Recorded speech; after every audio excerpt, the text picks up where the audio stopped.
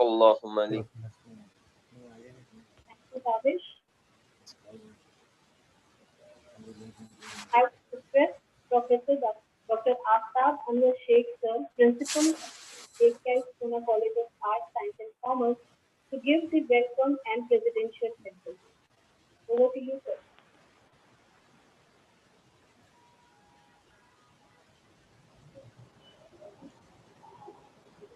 Good afternoon to one and all.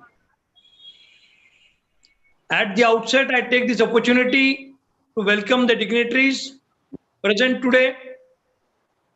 Greetings from Y&M Anjuman Khairul Islam's Pune College of Arts, Science and Commerce, affiliated to Savitribai Phule Pune University, Pune, and Sacred Heart College, affiliated to University of Calicut, Kerala, India.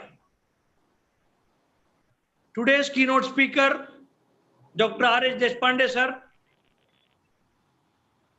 our head of the Department Economics of Savitribai Phule Pune University, Professor Dr. Vilas Adhav, guest speakers, Dr. Rajesh K, Mr. Rajat Mehrotra, Dr. Shahid Ansari, Dr. Anna Mateen, my colleagues and dear participants who have come, who are there from all across India. It is an honor and a privilege for me to extend a warm welcome to all the dignitaries and delegates present at this webinar. Today is Farmers' Day. Kisan Divas or National Farmers' Day is observed on December 23 across the country to praise the farmers as they are the spine of India. The day was chosen to honor the birth anniversary of the 5th Prime Minister of India, Chaudhry Charan Singh. He was born on December 23, 1902. Farmers hold the backbone of agricultural system in India, as it is common knowledge that for a country to progress, the gross domestic product should be reasonable. Agriculture is one of the important part. The agricultural system will only run if there are crops being grown and harvested. So these where the farmers come in. They help the agricultural sector growth, which not only feeds the local people, but also gives the advantage to the economy by exporting the given food to the foreign countries. When we thought of bringing the scholars who are doing research in these areas, to bring them on a common platform, to share and discuss the research work and findings so that we all are mutually benefited. This webinar will definitely expand our knowledge horizon and may give dimension to our research activities. I'm very much thankful to Honorable Dr. R.S. Deshpande, sir, Honorable Vilas Adhav, sir, both the guest speakers for being with us. And once again, on behalf of Pune College and Sacred Heart College, I extend our heartiest welcome to you all and hope that we will continue to have your blessings, good wishes, and wholehearted support. Thank you. Thank you very much. Thank you, sir. Have with us Dr. Vilas Adhav, sir, HOD of Department of Economics, Savitribai Phule University. Sir, I would request your few words of appreciation and motivation for us. Can you please just unmute yourself? And I was really happy to see you with us joining today.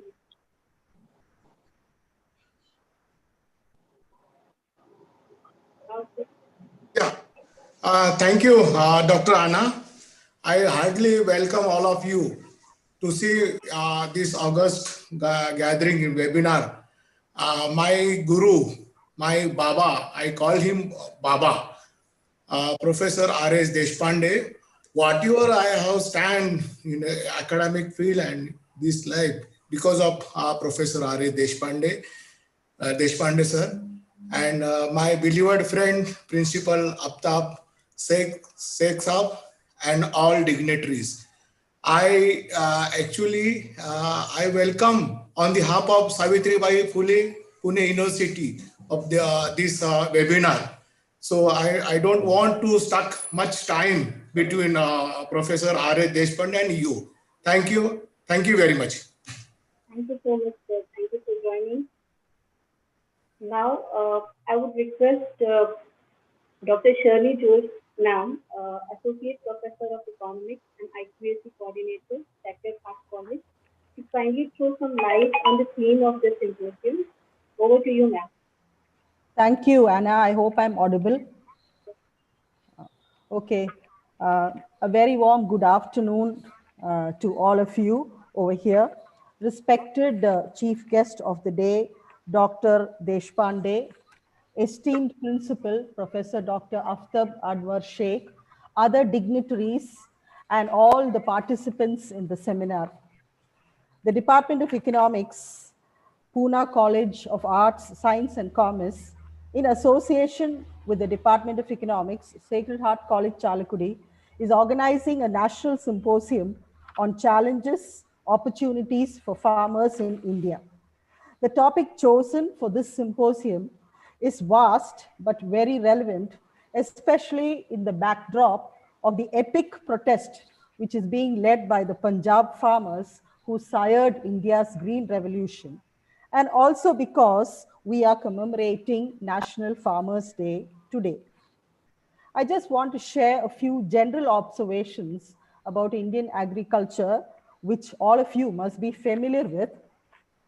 We are all aware that India is an agricultural nation. Agriculture contributes only 16% of GDP, but it is the largest employment providing sector. If we look at the number of actual people who are engaged in farming, it is close to 500 million. The fact is that hundreds of millions of people could shift to alternative options. Agricultural policies, right from the very beginning, have only succeeded in perpetuating marginal farming in India. India needs to shift to more efficient and sustainable farming practices. Growing more food is not the only option for us. What we need to do is figure out a way for providing meaningful employment opportunities outside agriculture. Failing to do so is a failure of human development and goes against the sustainable development goals of the United Nations, besides being a threat to national security. The challenge before India today is to increase farmers' incomes. And Indian support for agriculture has ranged from administered prices to subsidized or even free inputs like power, water, and fertilizers. What we need to do today is to improve the productivity and efficiency in agriculture, make a proper pricing of inputs like water and fertilizers, use a better system of direct benefit transfers, tax high income agricultural farmers, and go for organic farming. But what I'd like to add is that the policies need to differentiate between the food staple crops and the cash crops. So solving the farm livelihoods challenge cannot be done by ignoring farmers or farming. So today, to deal with different aspects of this particular topic, like issues of farmers, credit schemes available for farmers, agricultural marketing, and rural indebtedness, we have eminent speakers to enlighten us on different aspects of agriculture. With this, I finish up and over to you, Anna ma'am. Thank you. Thank you so much. Now, I would like to request Dr. Checo Joseph, Head of the Department of Economics, Sacred Heart College, to introduce our guest speaker, Dr. Rajesh K. Over to you. Thank you, Dr. Anna. I'm extremely happy to introduce the first speaker of the day, Dr. Rajesh K, who will be speaking on the topic Farmer Story in India. Dr. Rajesh is presently Assistant Professor, School of Management and Entrepreneurship, Kerala University of Fisheries and Ocean Studies, Ernakulam, Kerala. He did his master's degree from Central University of Hyderabad in economics and his PhD from Cochin University of Science and Technology. Before joining the KUFOS, Kerala Fisheries University, he worked as assistant professor at St. Aloysius College, Thrissur from 2012 to 2019. Before that, he also worked at the Rubber Board, which is under the Ministry of Commerce, Government of India, for a period as a scientist. Dr. Rajesh is a researcher with a lot of research papers and a good research experience with a number of UGC minor projects, and he has also worked as a research fellow in coastal zone management in Kerala, a study of political economy of sustainable development. He has contributed a large number of papers to various journals, and much more than that, what I appreciate in my friend Dr. Rajesh is that he is a popular writer. He does not confine his knowledge to scientific community alone. He does not confine his knowledge to scientific journals alone. He is a popular writer in newspapers, and he writes regularly in newspapers, Malayalam dailies basically, and related publications on issues related to economics. So I have great pleasure to have Dr. Rajesh as a resource person for this national conference as we are organizing on the occasion of National Farmers Day. And he will be giving us an overview of the situation of farmers in India. So I wholeheartedly welcome Dr. Rajesh for his presentation, Farmer's Story in India. Thank you.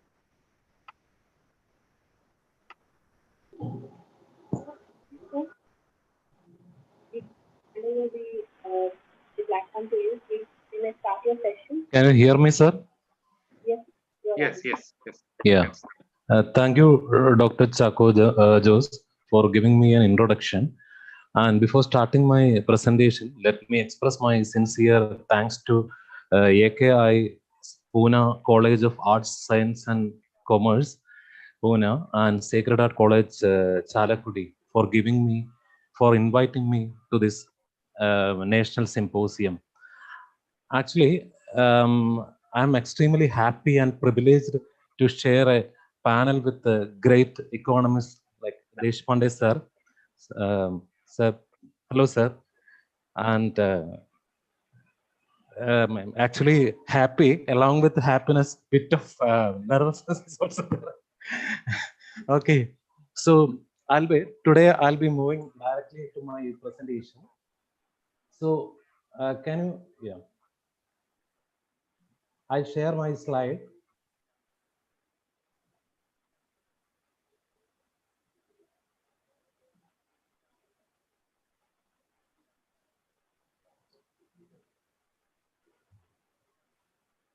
Is visible? Yes. You can maximize your slide. It's visible.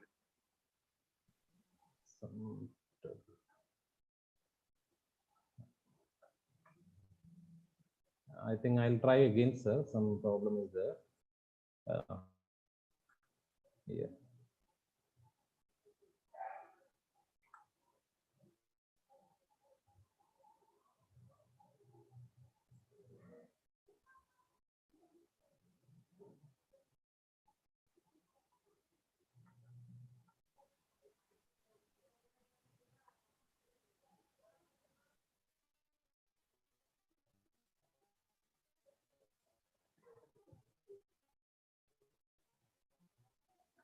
Is it okay, sir?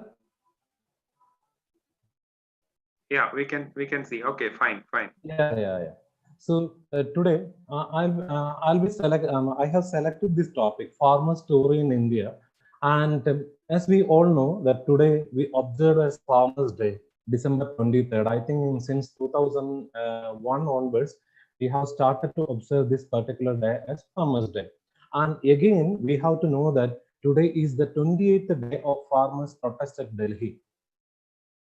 And again, we all know that during the monsoon session of Parliament, government immediately called for this parliament and introduced these bills. Now it became a law. And the rest of the things we might be knowing, like Shiromani Akali leader Harsmitra Kaul Badal resigned, she was resigned from the ministry, and 8 MPs got suspension. And we have witnessed a nationwide protest against this farmers bill. In my presentation, I'm not going to discuss anything about farmers bill.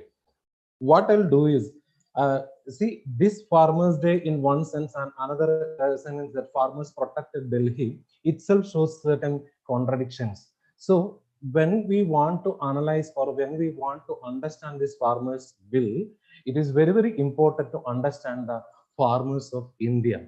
That is why I have selected this particular topic and I have named as farmer story. So unlike the other stories here, initially I have raised certain questions. Have you ever tried to understand that who is a farmer? See, we know farmers and we know many billionaires, we know many millionaires and billionaires, but we are not able to name or even spell even a single farmer in our country. So why we are not able to remember any of those people?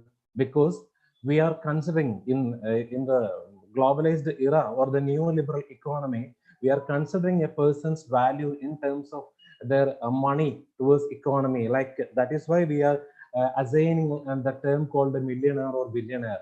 And no farmer in India, we cannot find even a single farmer in India who became a millionaire or a billionaire.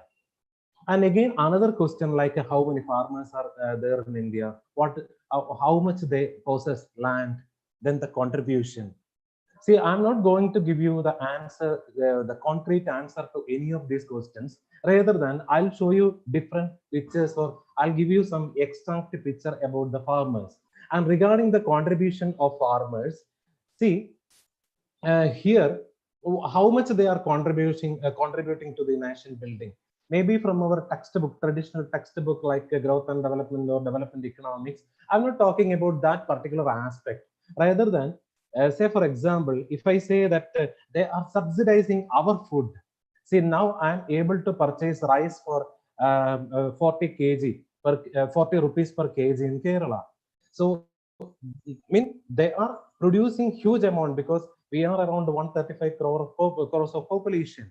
So if the production became half, then the price will be going up. So in that sense, they are subsidizing our entire products. And again, unlike other products, there is no substitute for agricultural products. Rice, we can say that wheat can be a substitute, but rice and wheat, all these agricultural products are very, very important for our our sustainability of the livelihood. So have you ever think in that direction? And what is the average income of a farmer? Then there are certain apprehensions regarding the farmers who is there in India. And apart from this, is there any other problems? Do they face any other problems? So then if you look at, I used in my first slide, I deliberately used one word called contradiction. If you look at this table, that in 1950, you might be knowing that 50 to 51, the largest chunk of contribution came from agriculture sector, and now it came down. It became around 16, and it is coming down.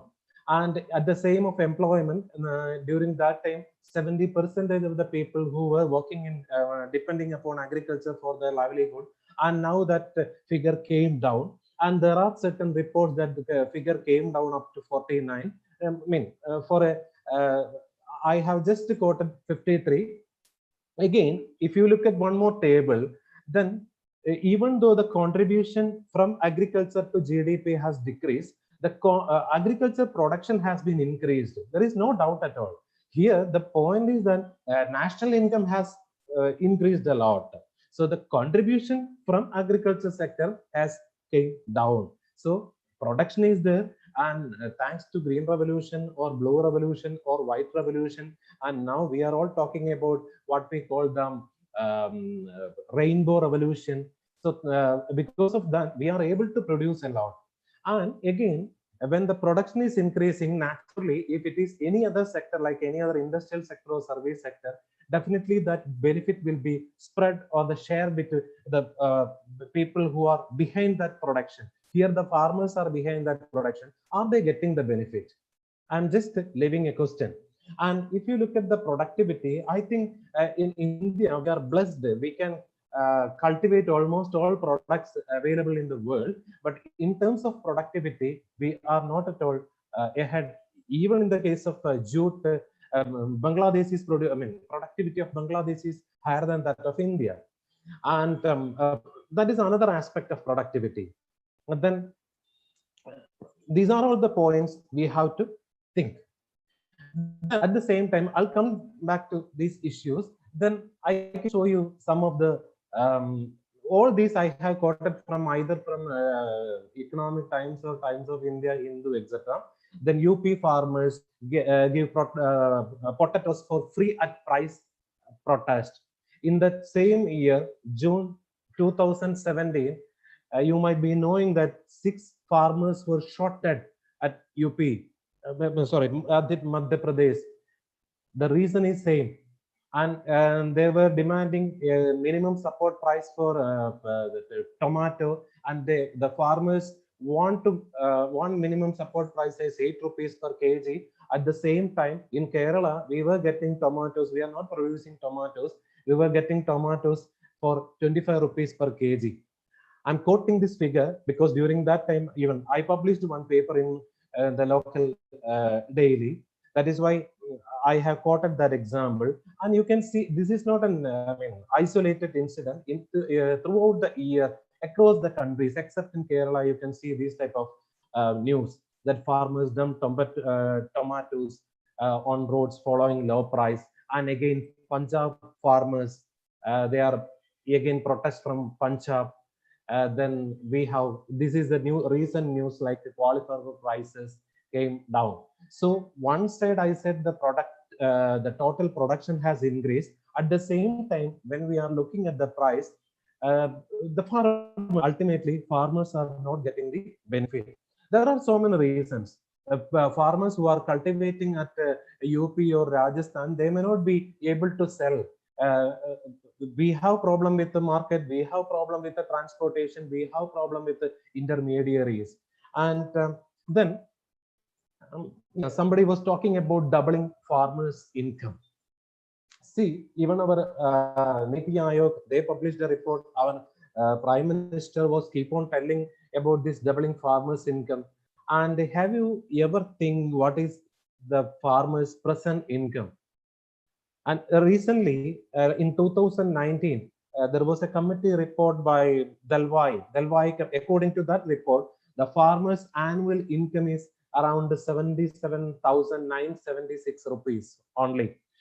See, the national income of India, our per capita income has crossed 1 lakh.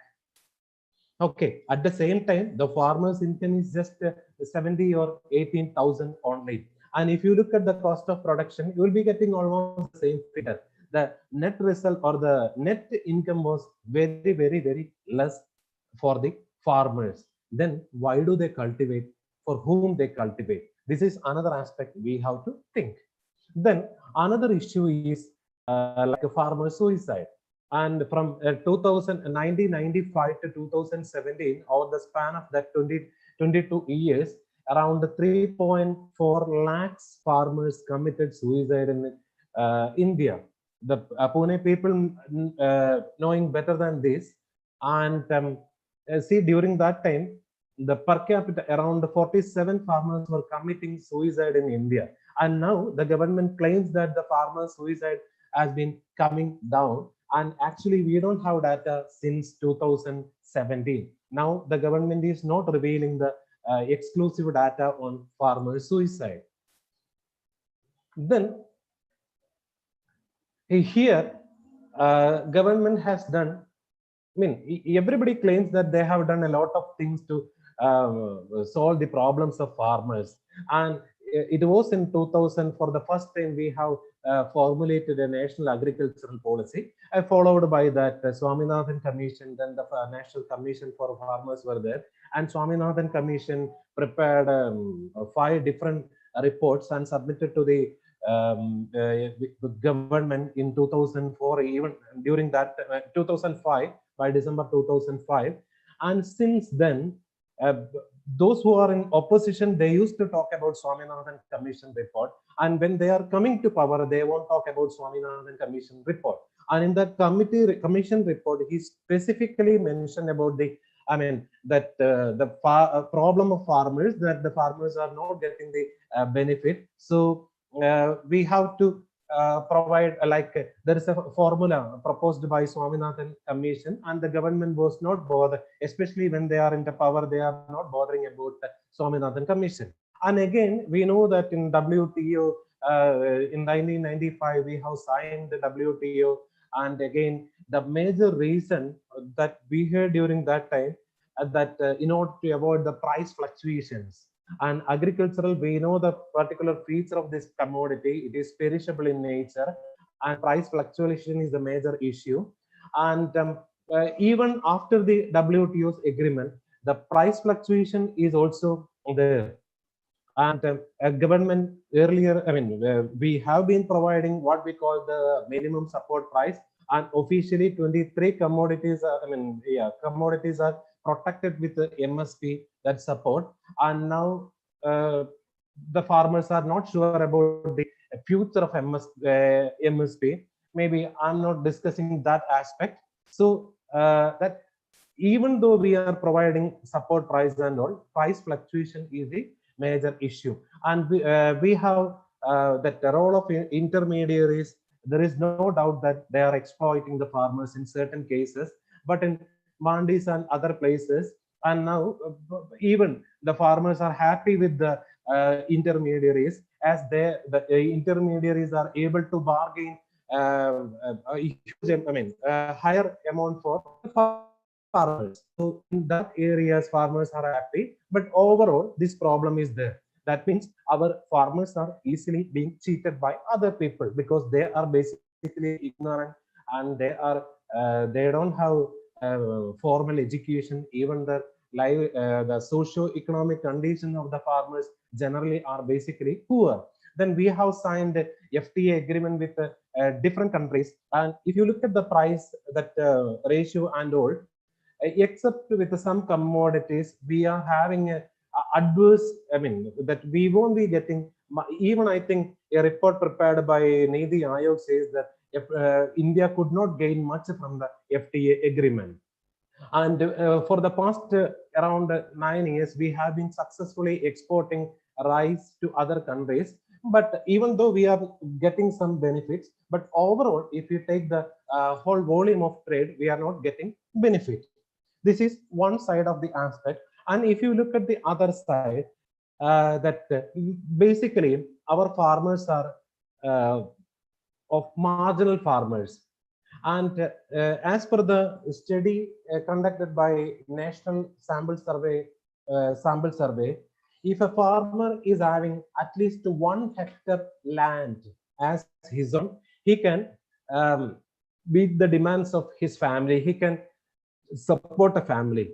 But if you look at the statistics, 67% of the farmers in India, their land is less than 1 hectare. So when the area is less, then naturally the cost will be very, very high.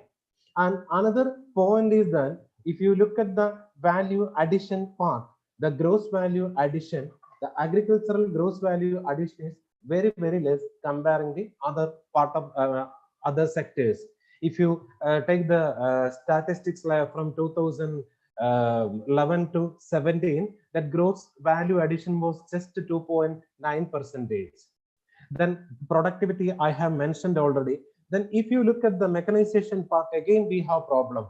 See, India is one of the country, I think we are stood at first in terms of producing tractors. But if you look at the tractor usage, we are that usage is just 16 out of 1,000 farmers. This is the problem in mechanization. Even now also, the farmers are continuing what we call the agriculture as a part of their culture, not as a, like an industrial activity or not something like that. So they are following a traditional method. Even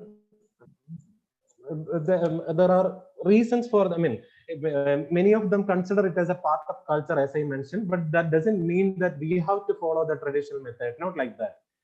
Even the scientific committees are there, but what I feel is that the discovery, there is no close connection with the agricultural scientists and the farmers. There is a gap existing in India.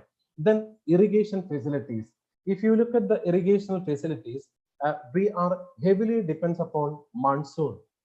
And even now also around 37% of the agricultural land is being irrigated. The rest of the land is purely depending upon monsoon. So in some cases we are facing flood, and in some seasons we are facing drought. Around in 2016 to 17 in India, there were 268 districts were declared as drought zone area. Then in order to protect the issues, government launched what we call the agricultural insurance, like the Fasal Bhima Yojana. Even now also, if you look at the technicalities of that particular insurance, you will be knowing the difficulty. And even now also, the insurance coverage is given only for 26.28% of agriculture total area. And that casualties considering on the base of the taluk, that conditionalities are bit strange. Even now also it is not, it is very they are following a rigid mechanism to consider the agricultural insurance. Then another major issue is regarding agricultural loan. If you look at the reasons for farmers suicide, one reason could be the agricultural loan. So there is, even though we have well-defined banking structure and all, the farmers are not getting loan whenever they require money.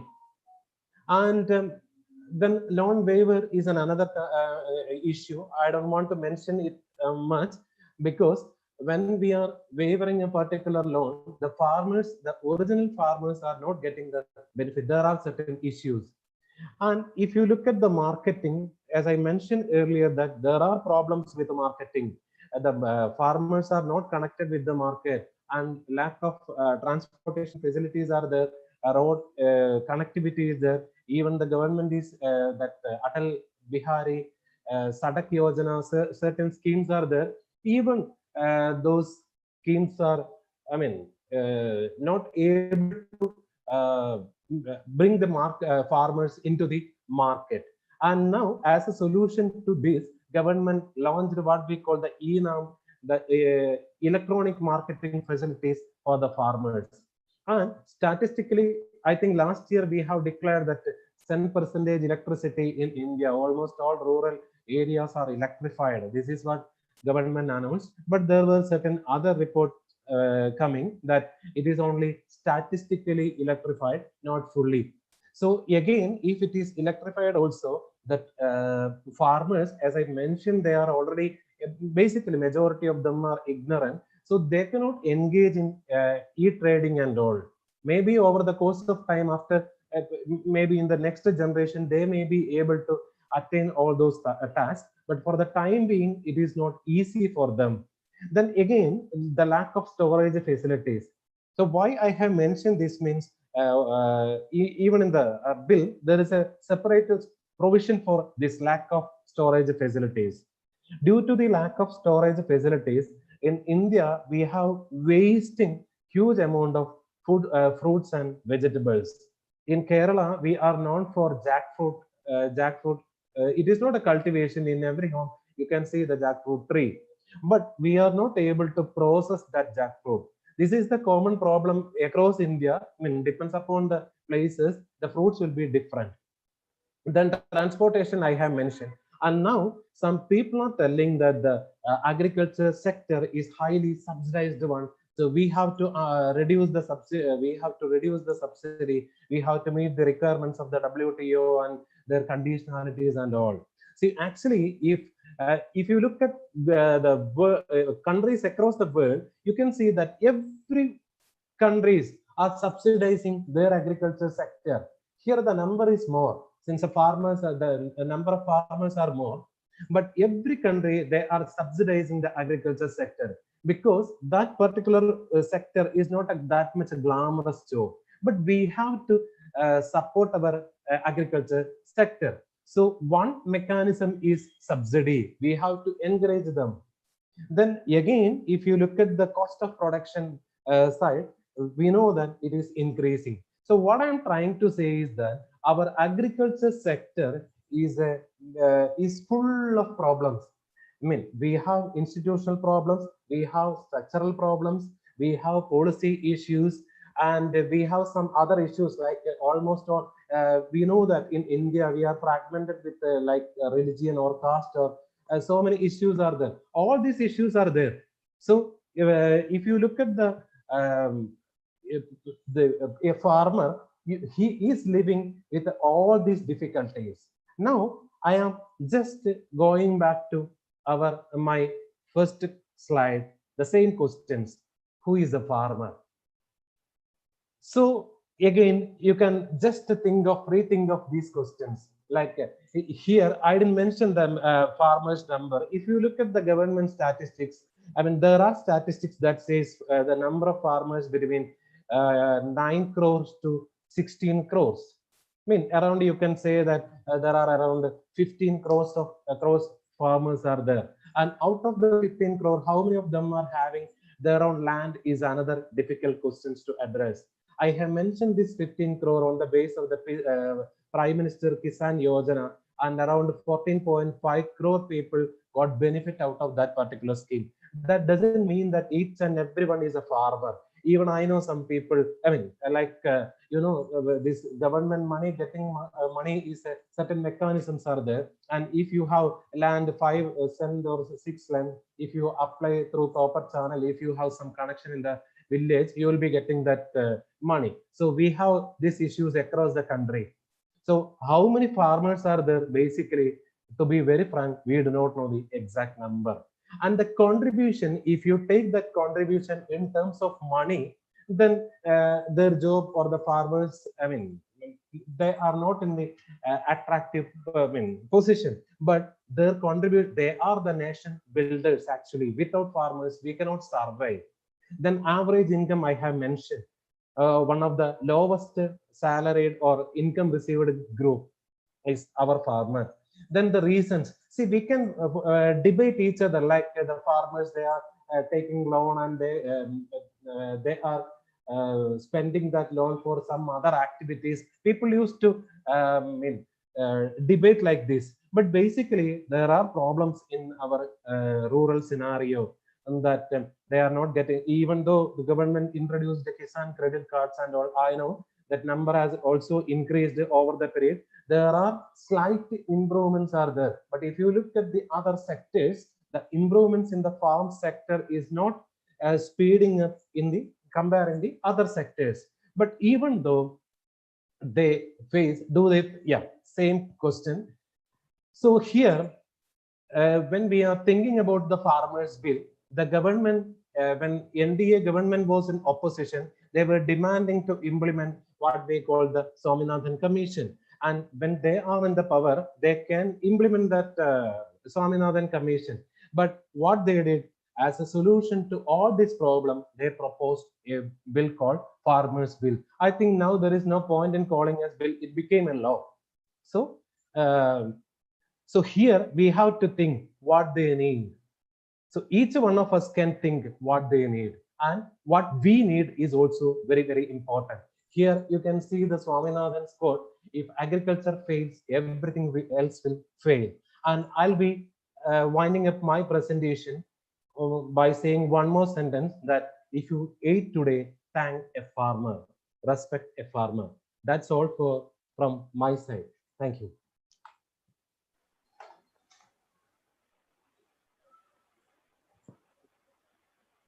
Thank you, Rajesh sir. Overall, it was a very nice presentation, and you made us think about various issues that the farmers are facing these days. We need to ponder on what we can do as individuals or nationals of a country, and what actually the farmers require. The problems that they face, which is actually related to institutions, it is structural problem also, and the policy related problems also the farmers are facing these days, and that's why such a bigger protest is going on in the country. And whatever the issues they are facing, it must be addressed by the government. That is one thing for sure. Thank you, sir, for your insightful presentation. Anyone has any question can write in the chat box for Rajesh sir. If anyone wants to ask a question to Rajesh sir related to his presentation or anything, you may please write in the chat box.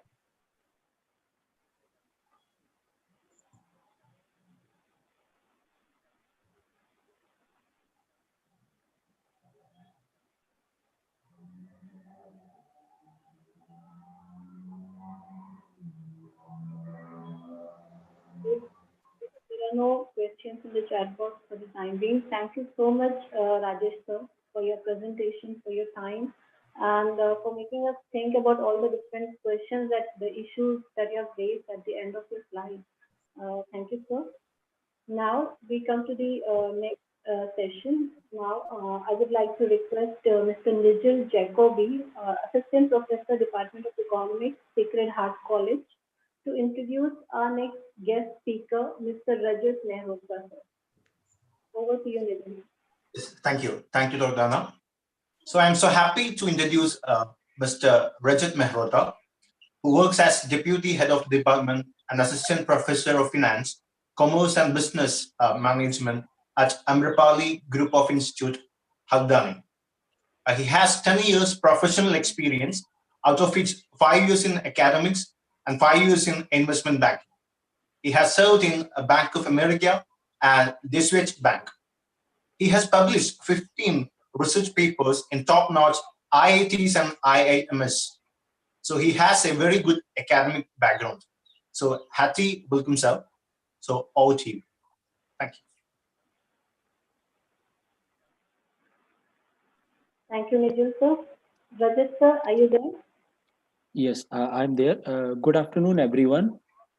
I would like to thank Professor Dr. Aftab Anwar Sheikh, Principal, AKI Pune College of Art, Science and Commerce, Pune, Dr. Shirley K. Jose and Dr. Chaco Jose from Department of Economics, Sacred Heart College, Kerala, for inviting me to the National Symposium on Challenges and Opportunities for Farmers in India. Also, I would like to be honored to be with Dr. R.S. Deshpande sir, former Director, Institute of Social and Economic Change, Bengaluru. Also, I would like to greet to my co-speaker, Dr. Rajesh, Assistant Professor, School of Management and Entrepreneurship, University of Fisheries and Ocean Studies, Kerala. Also, I would like to thank the program coordinators, Dr. Anna Mate and Mr. Nigel Jacobi, for organizing this event on an auspicious occasion of Farmers' Day. So I would like to thank all of you for inviting me and keeping this platform for enlightening the audience on the Farmers' Day. So I'll be share my PPT and let's begin this journey of what are the problems and the challenges being faced by the farmers.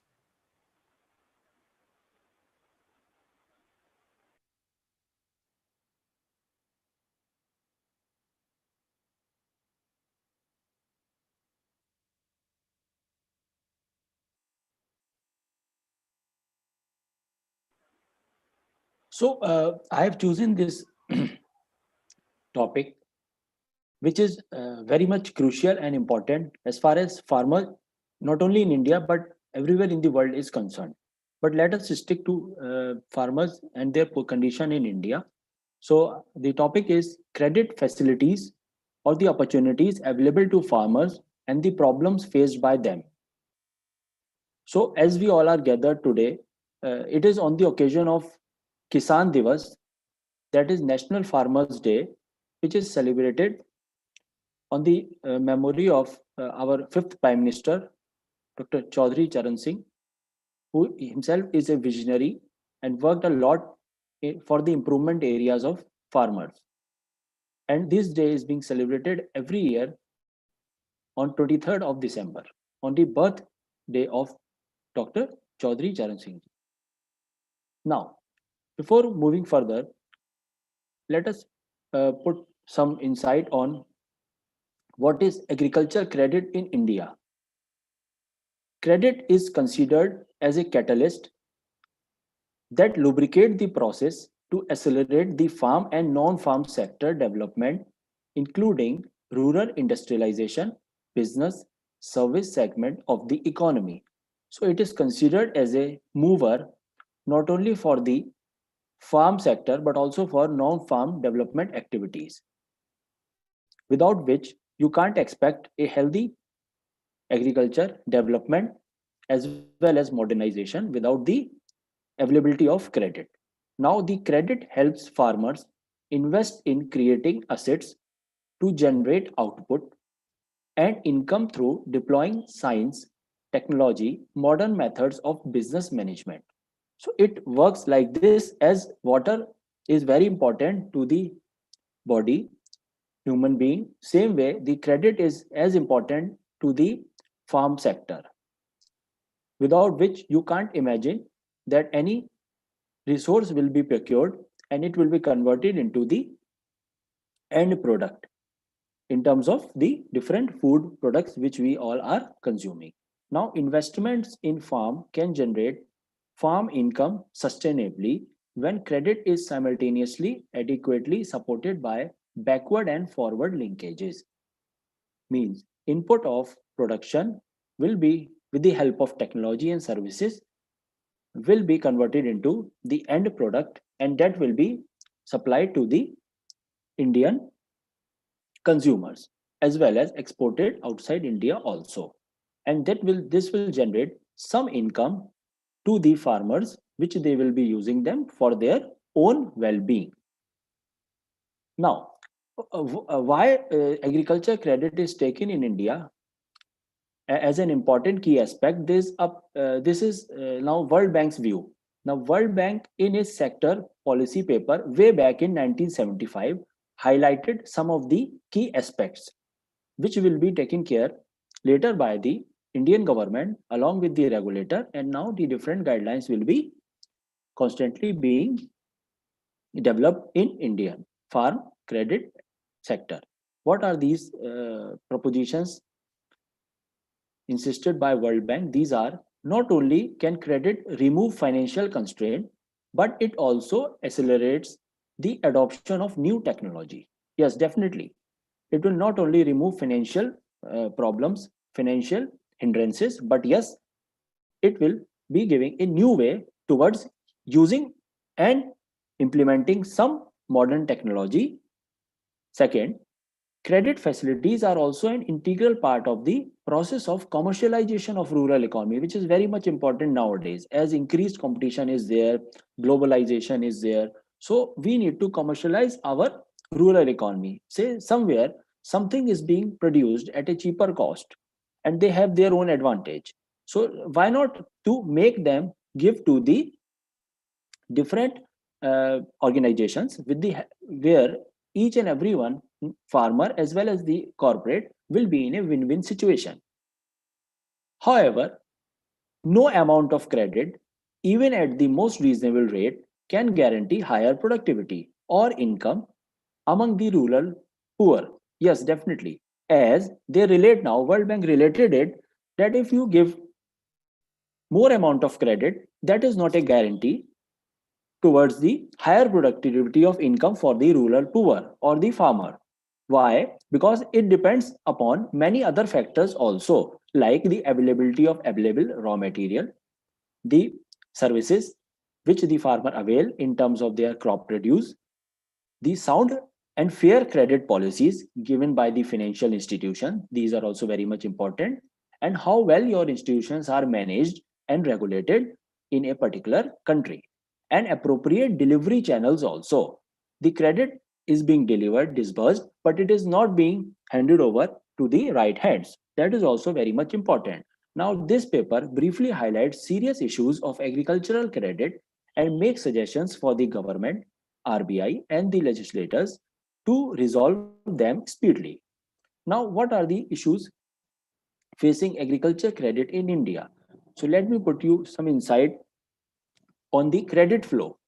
Credit flow to agriculture, more importantly, after the introduction of financial sector reforms in early 90s, increased from 2,85,146 crores during the ninth plan, that is from year 1997 to 2002, to 6,91,739 crores, which is 243%.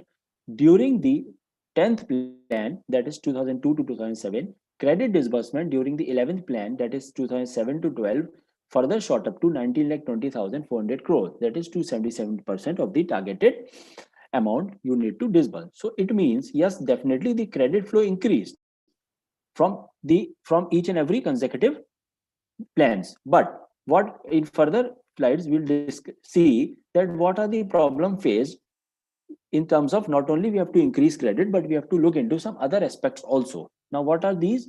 Impact on improving crop productivity and output has been not so satisfactory. Although the flow of credit increased, but the crop productivity improvement, their quality, the output is not so satisfactory, or in connection to the flow, it is not the in a appropriate ratio, leaving alone expected. This is one of the area which is itself is a question mark on the credit flow which is released earlier. Significant disparity in the flow of credit among states, districts, villages, and even within the village. Within the village also there are differences and disparities in terms of the usage of funds and provision of the credit to the agri farmers. Significant imbalances between short term and long term, between credit disbursed to agriculture and allied activities, as also across component of agriculture term loan like agri. So there is differences, there is no uniformity. Irrigation development, farm mechanization, land development, plantation, horticulture, high tech agriculture, etc. Difficulty experienced to say and reliable access of institutional credit by small marginal and tenant farmers, sharecroppers, oral lessers, landless laborers, household residing in hilly, tribal, desert, drone prone, most backward and vulnerable areas in particular. So they are not having the accessibility to grant the credit. They don't have knowledge, either they don't have the means who will be issuing the credit to these individuals, which are not in a living in normal course of the areas. Problems of loan repayment leading to building up a huge amount of NPA has been serious and pernicious.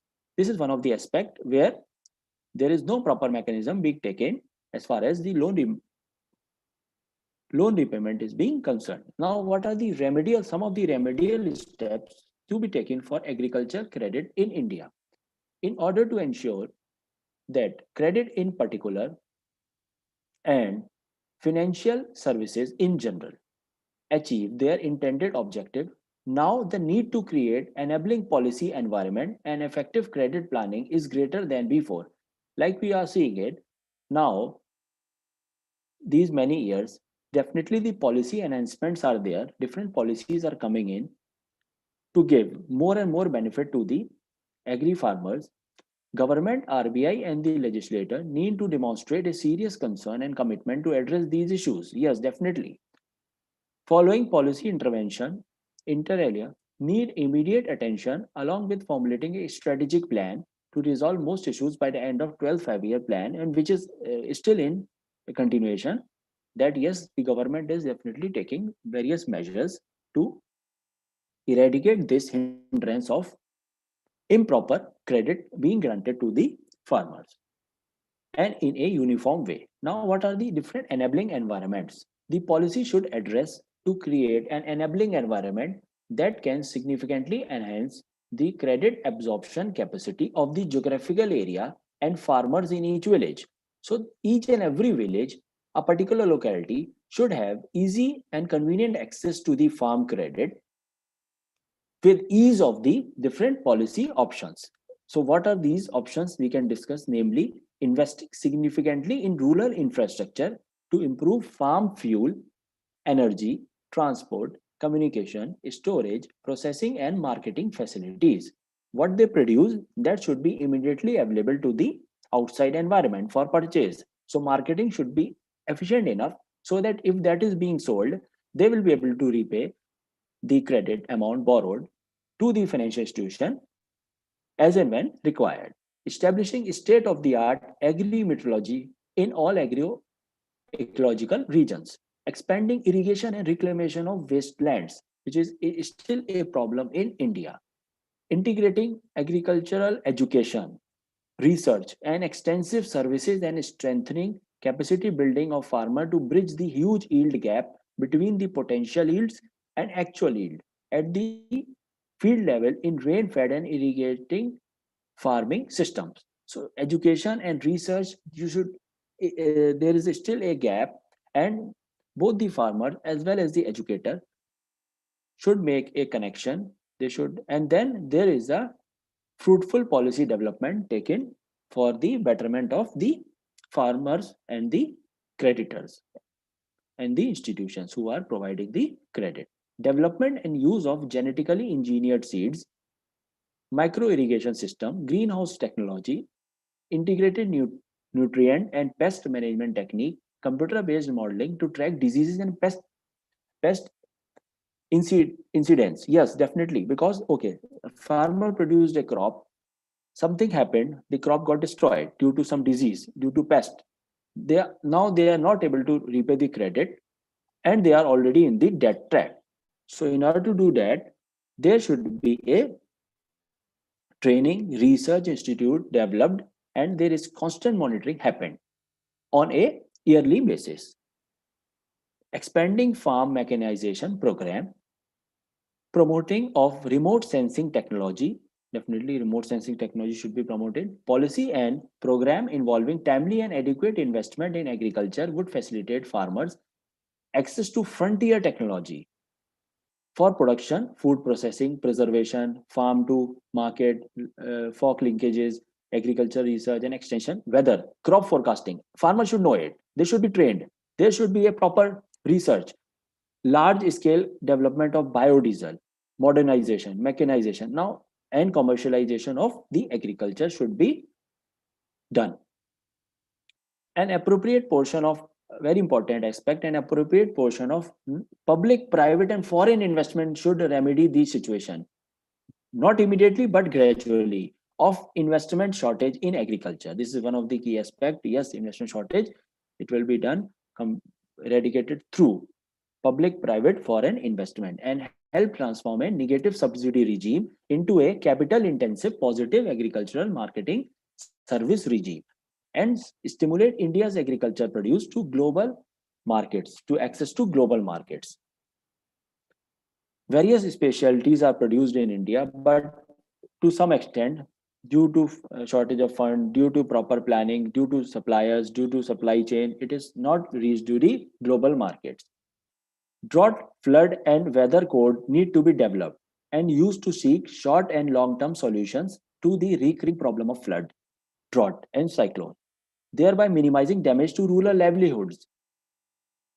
They lost their produce, they lost their living, they lost their farm equipment. Now what to do for a farmer? All, and on the other hand, they have credit on their head. Now how they will be able to repay it? This is one of the main concern which need to be addressed. Government, agricultural universities, and Indian Council of Agriculture Research Institute, along with industries, business, and commercial houses, in close coordination, should accelerate their effort to accomplish this task by the end of 12 5-year plan. And yes, development have been taking place in these areas, but that should be done on a phased manner.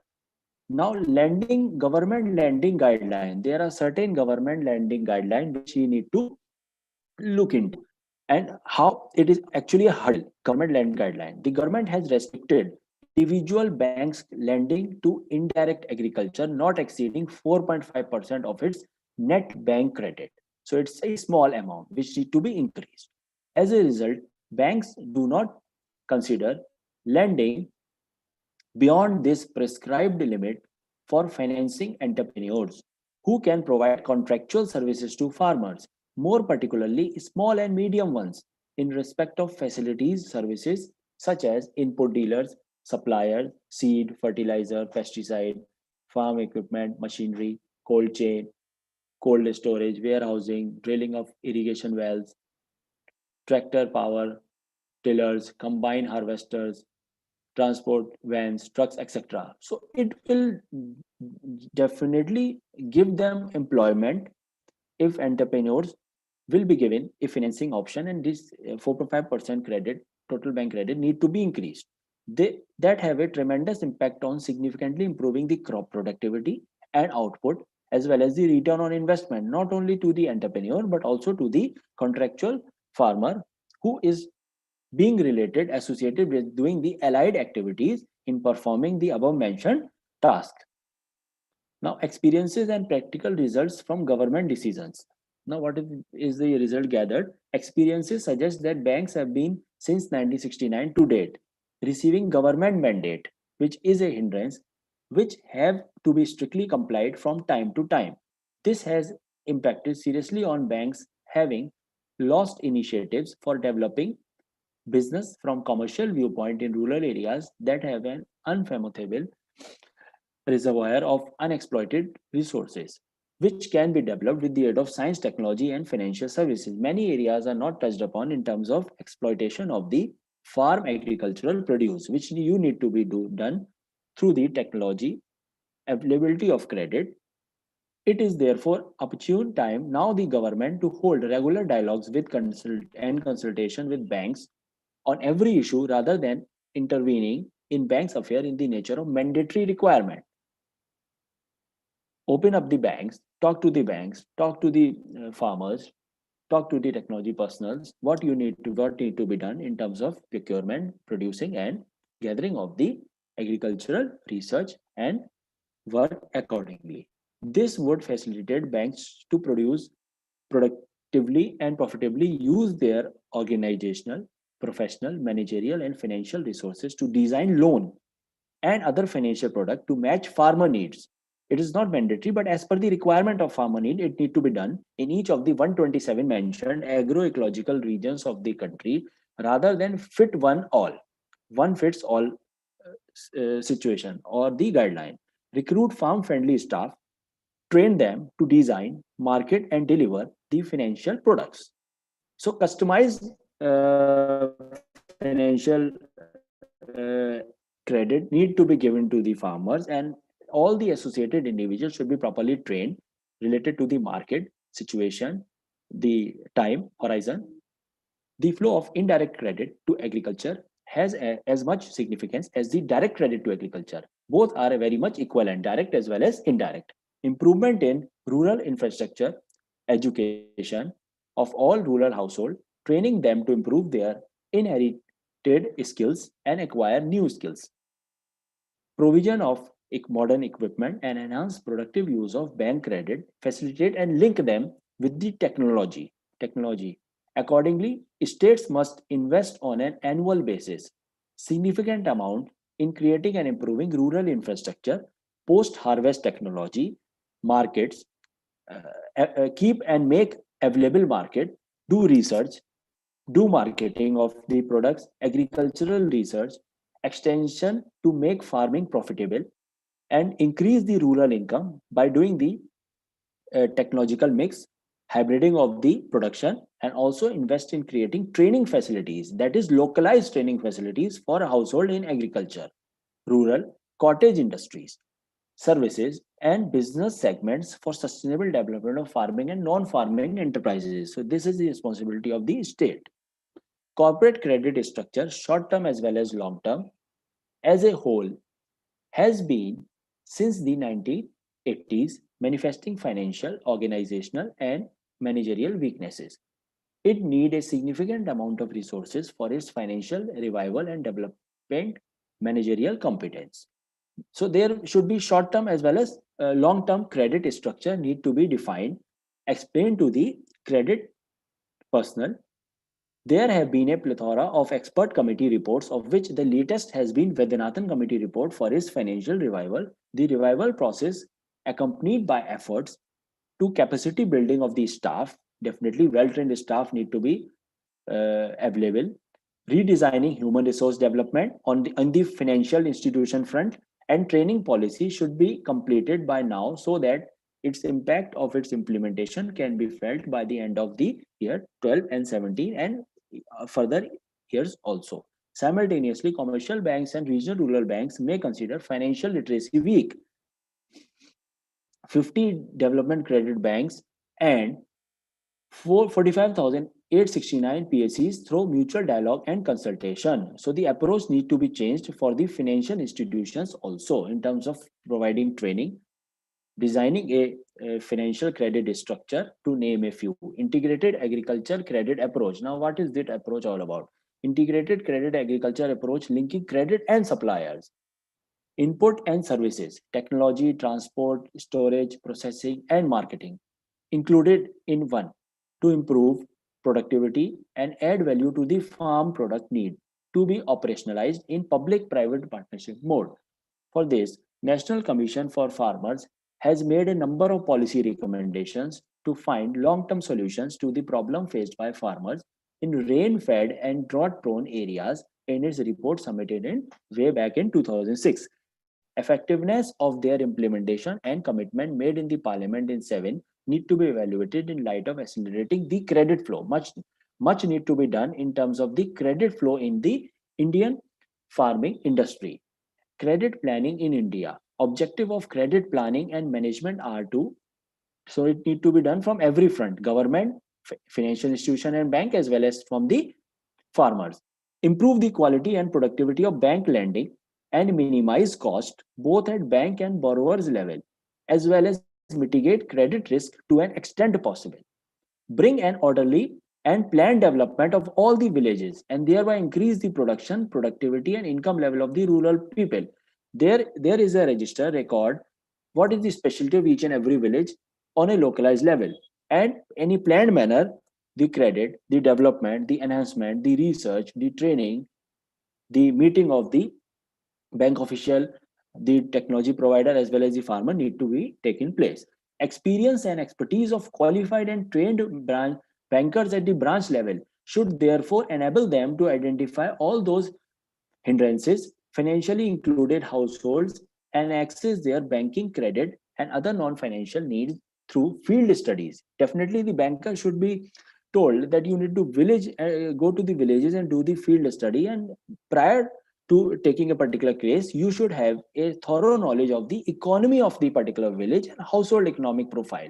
You are giving loan to X person, you should have a family economic background of that person as well as the village he belong to. What are the positives and negatives in terms of farm manufacturing available in that particular village that you need to be taken care of.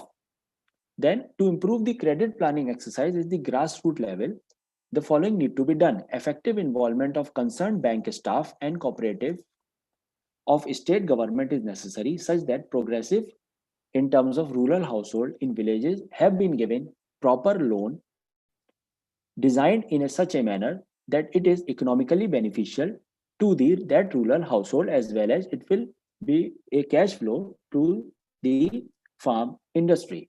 Credit should not be restricted to agriculture only, since a large number of landless laborers with no land and marginal farmers with limited land holding can be provided credit. Not only that, yes, you are having land, only for you there is a particular credit facility available. Landless laborers who have involved in other economic activities also, like income generating activity like in agriculture, animal husbandry, poultry, fishery, sericulture, non-farm sector, rural cottage industry, handloom, handicraft, coir industry, and business segment for housing, consumer durables, social, religious, health, education, debt wrapping purposes, taking into account their credit history, and accordingly they judge and assess the capacity of them to repay the loan, and accordingly provide them also some sort of credit. This approach would increase the per capita credit too, which is very much low in India.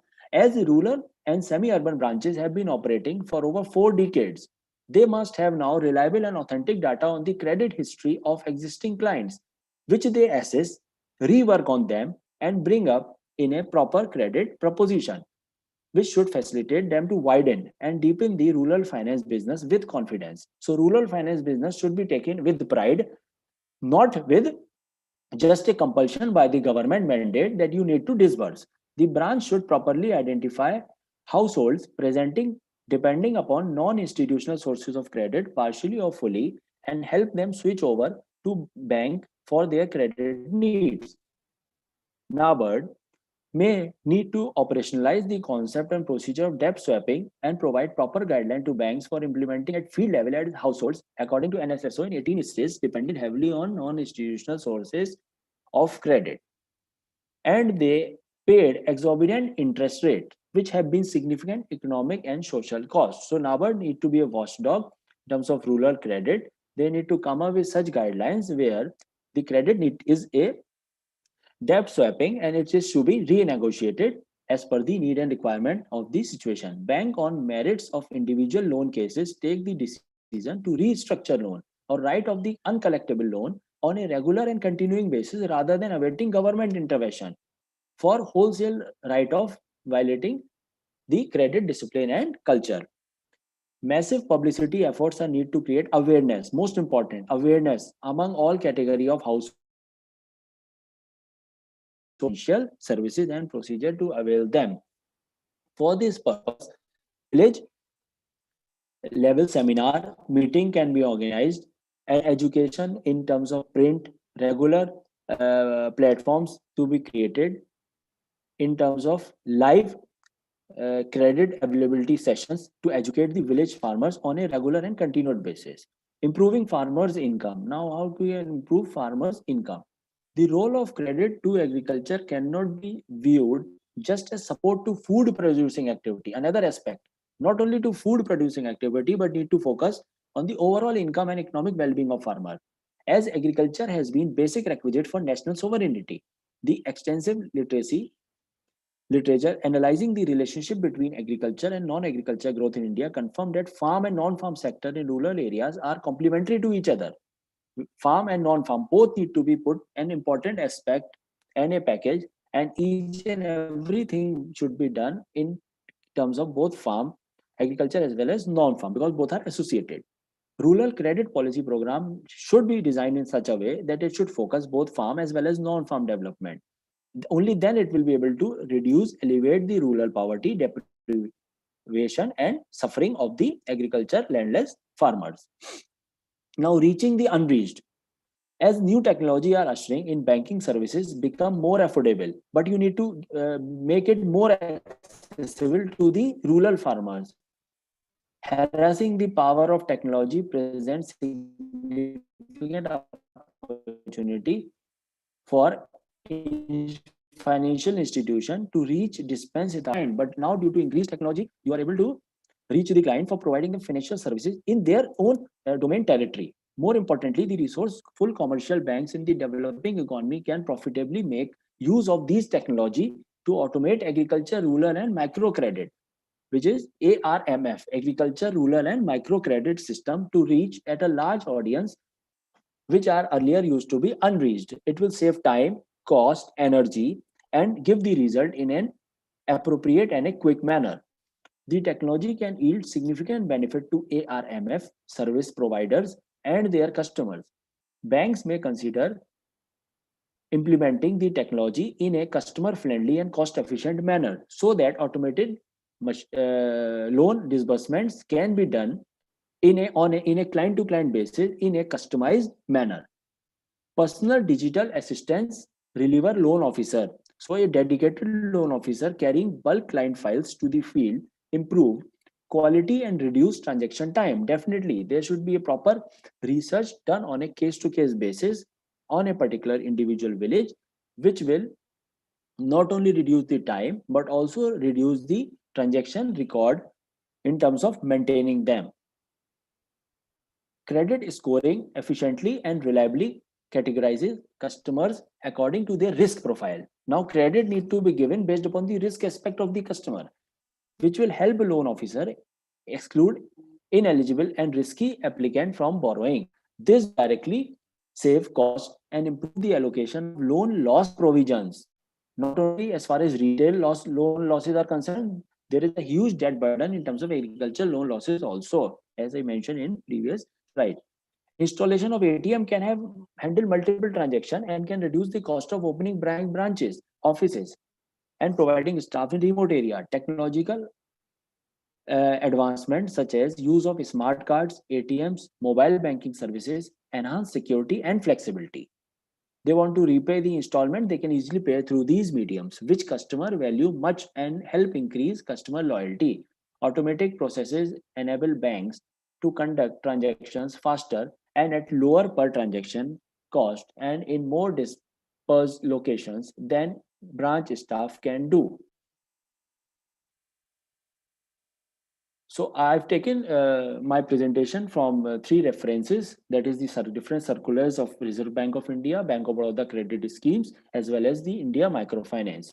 Thank you very much. At last, I would like to just say this, that none of the stakeholders, whether it is government, whether it is financial institutions, or whether it is the takers of the agriculture credit, all need to uniformly come and work together and work for this crucial aspect of agriculture credit. Only then our agricultural produce, agricultural market share, and the farmers will be benefited in a larger and longer way, bigger way. Thank you very much.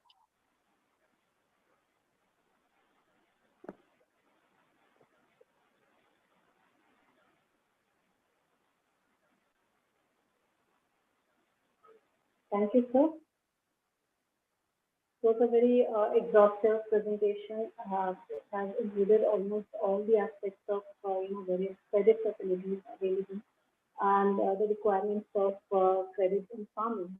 And also, Sir has discussed and described what is the World Bank's view on farm credit, that it must ensure in removing the financial constraints and also accelerate the adoption of new technology and the commercialization of rural economies, which was very well explained. And Sir has described about the various financial credit products being available and how they can be customized as per the needs of the farmers, so as to provide them the maximum benefit, and even the banks can participate equally in the upliftment of farmers opportunities. Thank you so much. It was a very nice presentation, sir. I'm very thankful to you. If anyone has any question, you may write in the chat box. I have enabled the chat box for Dr. Kamal Krishna sir has raised his hand. So can you write your query in the chat box, please?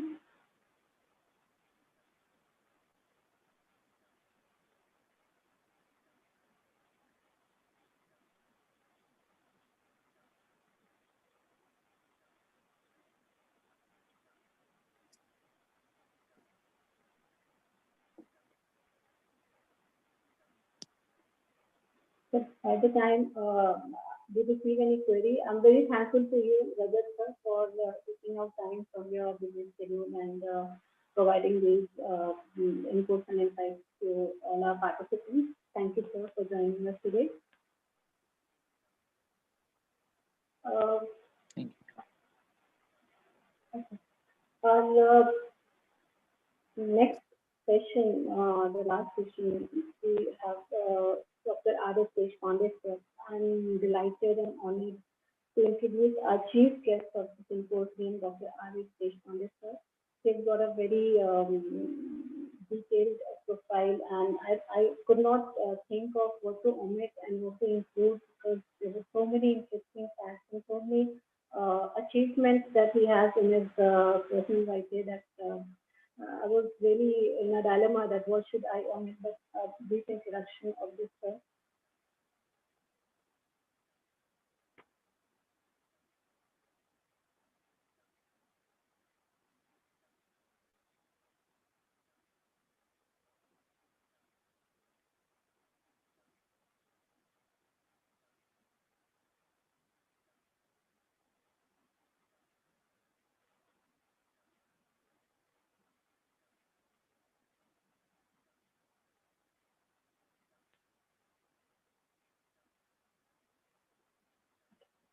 Uh, Dr. R.S. Deshpande sir is currently the honorary visiting professor at the Institute for Social and Economic Change, Bangalore. He was the former director of ISEC, Institute of Social and Economic Change. He holds a bachelor's degree in science and master's degree with a PhD in economics. He was also the leader in economics at the Institute of Politics and Economics, Pune. He joined as a professor and head of Agricultural Development and Rural Transformation Center at the Institute for Social and Economic Change in 1988, where he steered the mega study on farmer at the millennium and completed many research studies. His specializations include agricultural development, watershed development, political economy of agrarian changes, WTO, agriculture and trade, rural policy and poverty, and applied economics.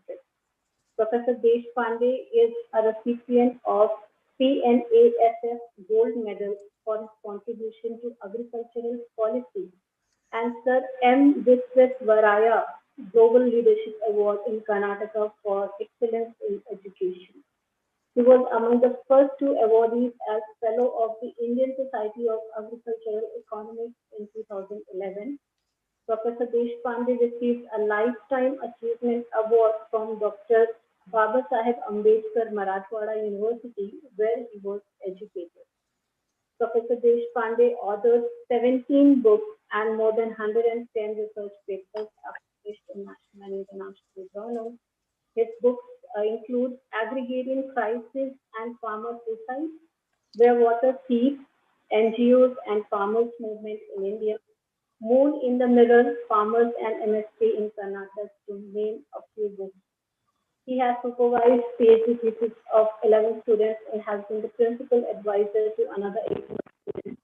He has contributed significantly as a member of many policy bodies, which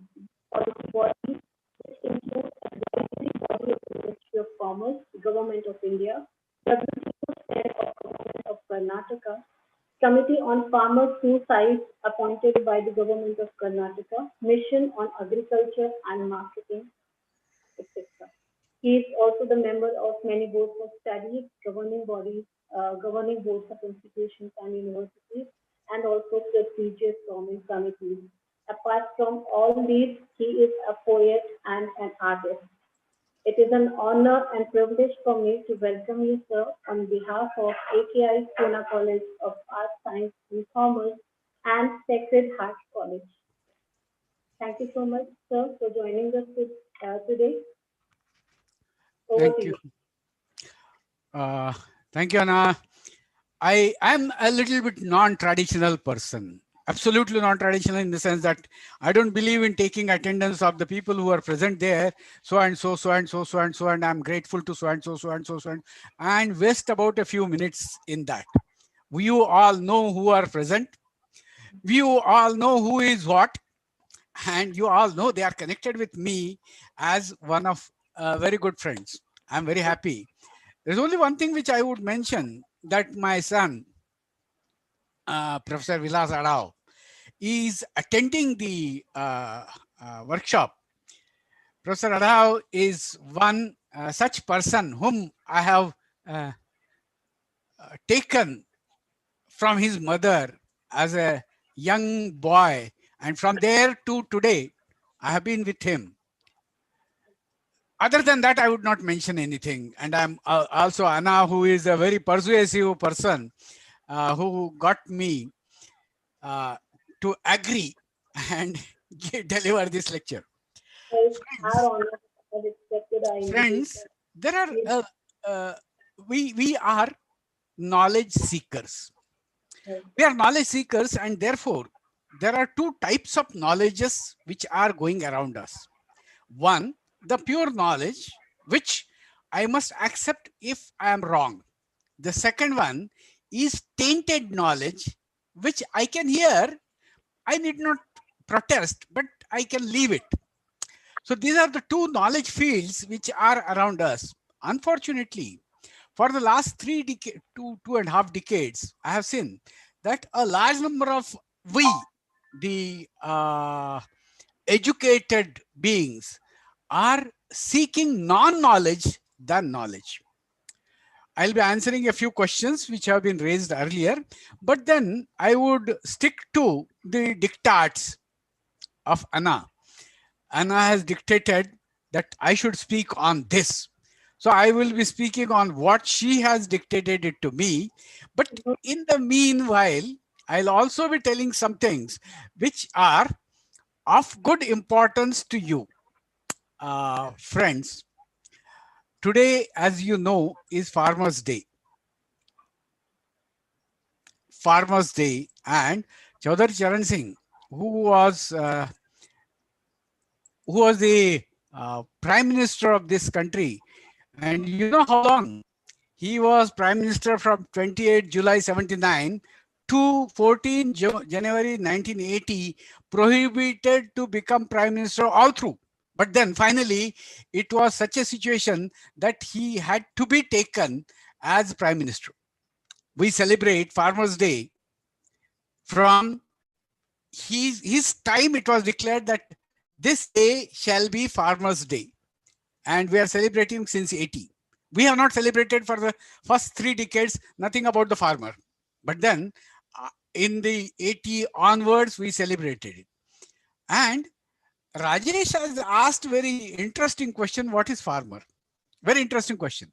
And let me tell you that after the farmer at the millennium, and this farmer at the millennium is a study which you all must know at least.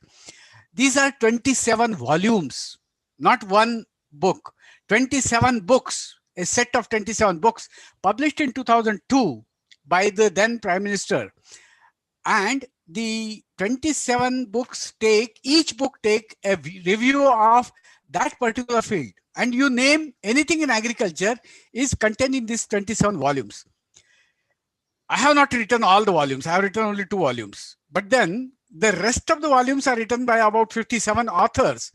And you name anybody in agriculture economics in the entire country, right from Swaminathan onwards till G.S. Bhalla or Abhijit Sen, they are there as authors. Now, what is farmer? After the farmer at the millennium, the Ministry of Agriculture, we had a meeting about it, and we said that we don't have data about farmers. And then the entire ministry woke up that, we don't have data about farmers. And NSSO was asked to collect in its 59th round data on the farmers. There was a working group. I was a member of the working group. Professor G.S. Bhalla was the chairman of the working group, and there were V.S. Vyas, all senior people, some of them are no more, were the members. The half a day or more than 3/4 of the day we spent on definition of the farmer. And therefore, we need to understand what is a farmer, because it's not a homogeneous commodity. It's not something like we pick up wheat and we say that every grain is of the same size. No, every farmer is of the same size is not true. There is a heterogeneity of farmers across this country, and the heterogeneity is something which is extremely, its variation is huge. There was one question which was to be entered into that survey, which was called the Situation Assessment Survey of the Farmer. And that question was one which was asked to me by an old farmer from Karnataka, from Gadag. He said, "Sir, you give me or my son a job of a peon who earns about 6,000 rupees per month, and I'll write my entire land on the name of the person who gives the job." I said, "Why?" He said, "I don't get that much money at all. Exactly what Rajesh said, 6,000 approximately. That is the thing what farmers get today. This question was asked to me in 2000. Now look here, that I had put the question asking the farmer, do you want to quit farming? All people, entire group got onto me saying that what nonsense, Deshpande, you are speaking. The land is so close to the farmer, and the farmer may insult you, insult the investigator, saying that what are you talking? I prevailed upon. And then finally that question was put. And you know what was the answer of the question? 40% of the farmers said that they would like to quit farming. And hold your breath. It is not 40%. 5.9 million farmers have left farming between 1991 and 2011. This is in the population census. When 1991, after the economic reforms, to 2011, 2021 survey has to come, census has to come. So we'll have larger number of farmers living. The situation is that the farmers are not homogeneous. There are viable farmers who can take 98,000 tractors to Delhi. There are non-viable farmers who don't have even food to eat. There are farmers who don't have shelter. There are farmers who have 10 crores income from 10 acres, a daughter of a agriculture minister. And that's what Rajesh has asked the question. Show me one farmer who's a millionaire, billionaire. Forget one. I can show you 53% of the members of the parliament of this country are billionaires, and they are farmers by their declaration to the election commission. Rajesh, note that. The problem is that we really don't understand the nitty-gritties inside, and therefore what is the vocation of Prakash Singh Badal or Sukhbir Singh Badal? They are farmers. And what is their value? Sukhbir's wife has 212 crores as her wealth. Rajesh, note it. Prakash Singh Badal, who is a farmer, his value is 87 crores. He's a farmer. And therefore, we have to know nitty-gritties of what is a farmer. I go further, and the picture shows you very clearly one Anita Yogesh Mudi. She is from Maharashtra. She is a progressive farmer and has income, not billions, not millions, not lakhs. She has an income of about 25,000 per month from her farm. There is a farmer below. That's a farmer. He has an income of about 12,000 per acre from his jola, from his jowar. Now let me go to Anna's asking. Anna said that you give us challenges faced by the farmers and the opportunities in front of the farmers. When I speak of one by one challenges, I'll tell you the things also. Rajesh asked one more question. Two more questions. I answered him. First question is that he said, how many farmers we have in India? We don't have the count. Yes, we have the count.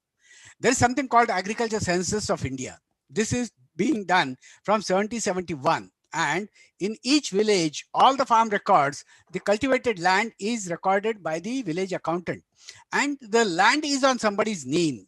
And that fellow's name is entered as the operational holding.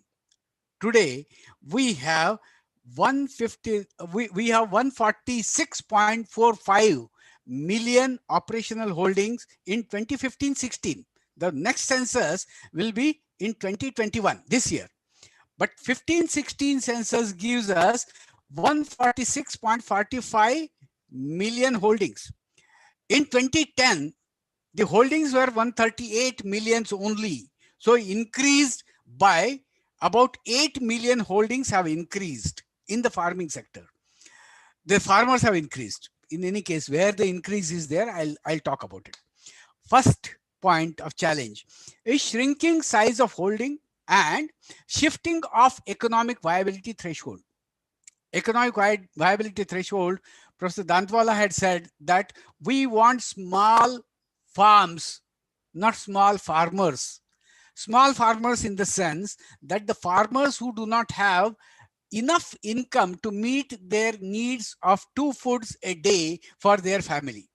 Today, the farm size in this country as on 15-16 is 1 hectare, just slightly above 1 hectare. And you know what is 1 hectare? Is 2.5 acres. And what is the income from 2.5 acres? Is about 7,000 rupees. And how many farmers earn this 7,000 rupees income for the 1 month?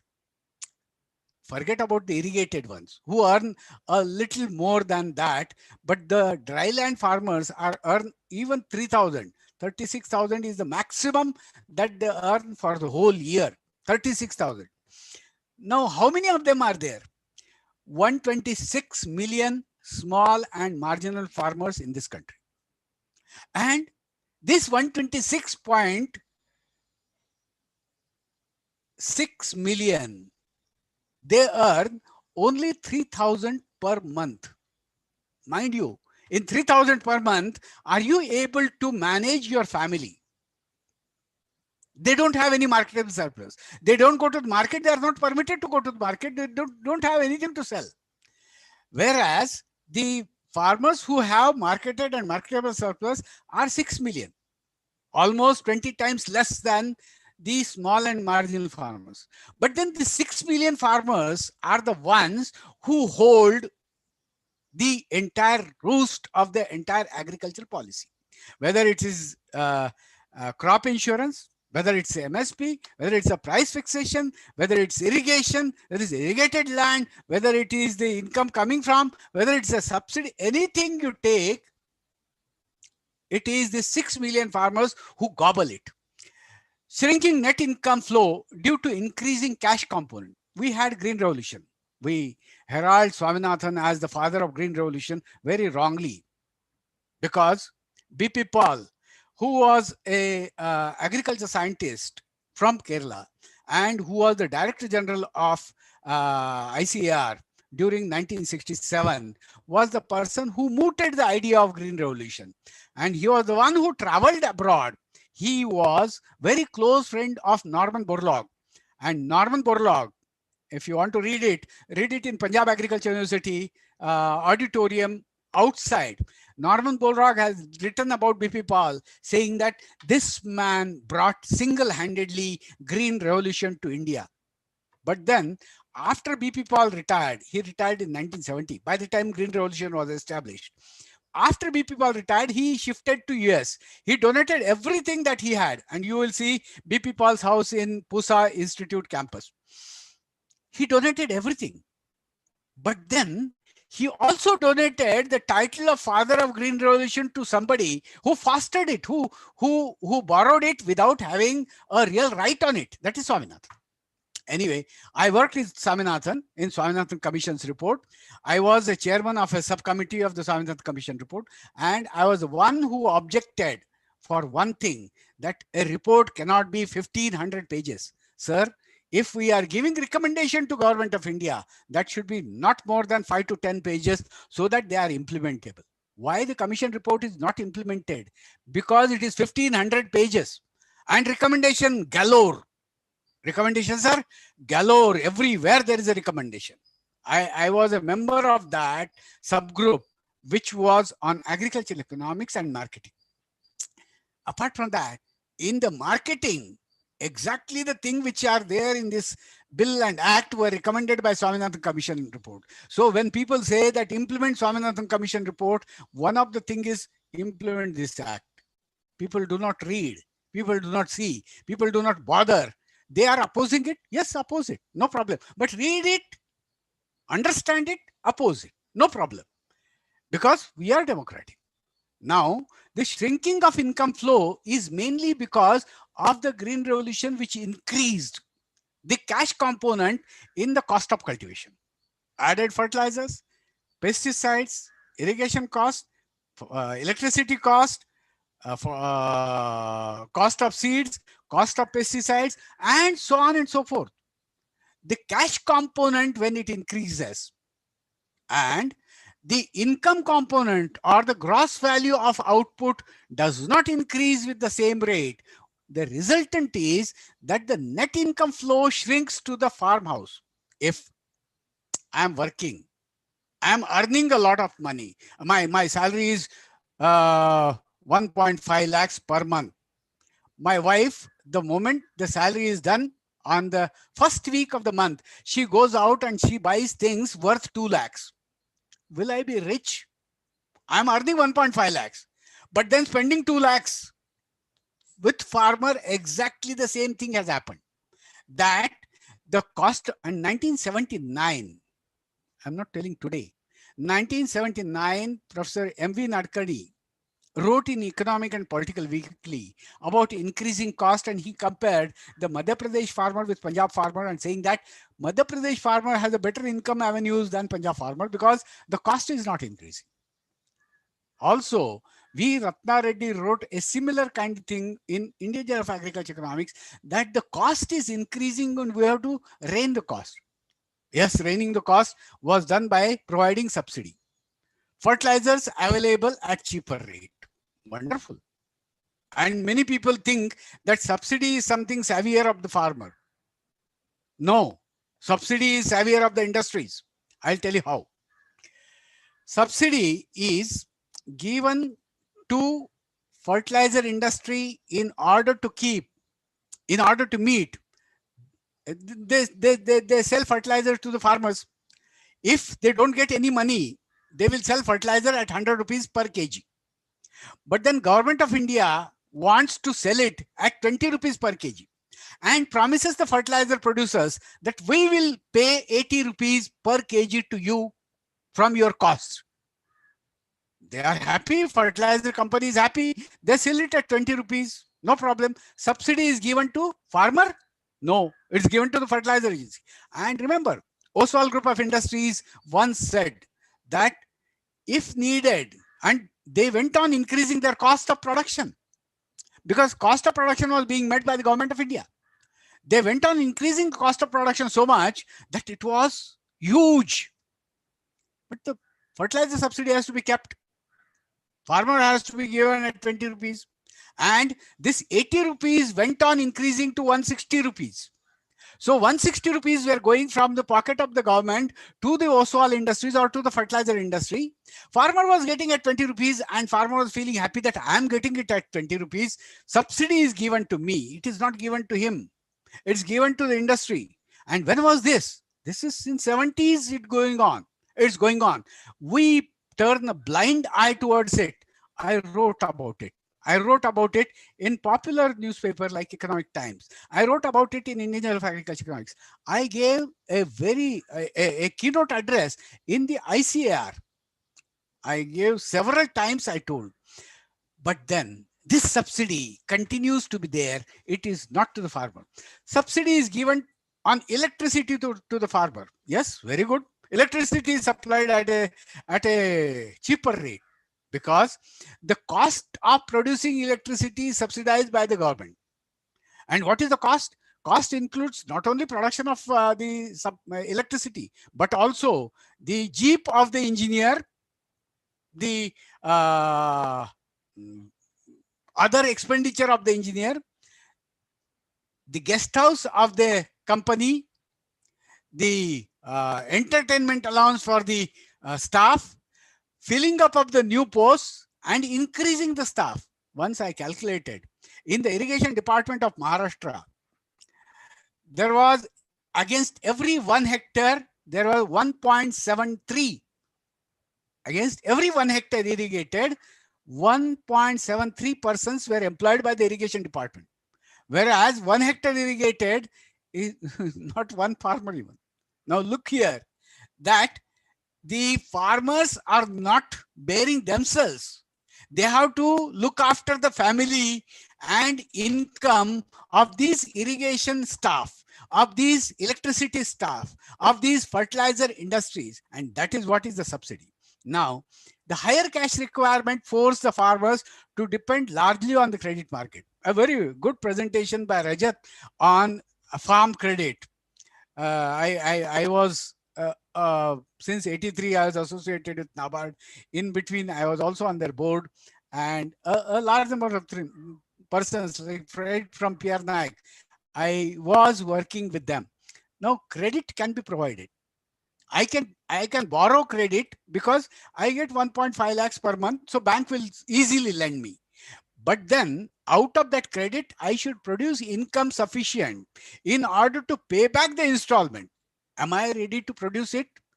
Because my income generation out of the credit will depend on the market giving the prices to my product. I am borrowing credit for the coaching class from Rajat's bank.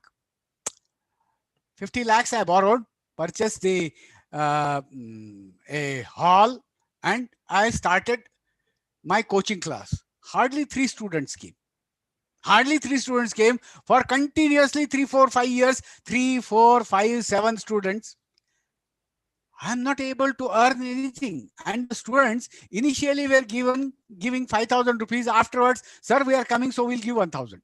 The income is coming down. With farm sector, that exactly has happened. That we have pushed credit through their throat. And because of that, they were indebted for no reason. One of my students worked on this cascading effect of credit. They were not ready to take it, but still, and they were not needing it. But when you give credit, somebody is very happy to take, because let us see afterwards, I may earn. That doesn't happen, and therefore they started borrowing both from formal and informal market. Informal market is very strong. Informal market even today. You may refer to Radhakrishna Commission report. Radhakrishna Committee, again, I was one of the members of the group.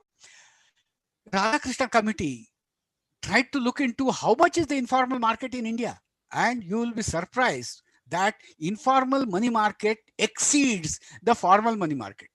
And interest rate is very cheap in informal money market, just 5%. 5% as against some 9-10% of the formal credit market. But this 5% is per month, which means if you have to compare it, it is 60% per annum as against 10% per annum on every 100 rupees. Means you borrow 100 rupees and you pay 160 in the year itself.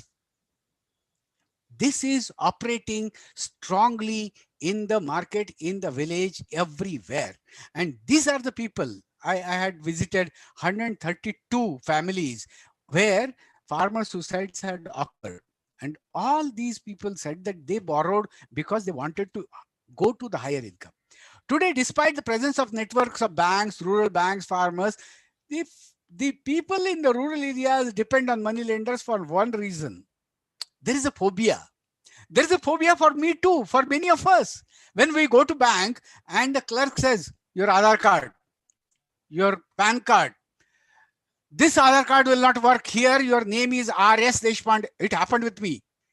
Remember, it happened with me. Your name here is R.S. Deshpande. Your name on the card is Ram Deshpande. Your name here is Ramchandra Sri Krishna Deshpande. What is that? We can't give you. You get Aadhaar card with the correct name as on PAN card. 1 month is lost. This is how the formal credit institutions work. Kisan credit card, a wonderful name and a wonderful scheme. Really a good scheme. Really, I'm saying that. But then failed because of the operations of the babus.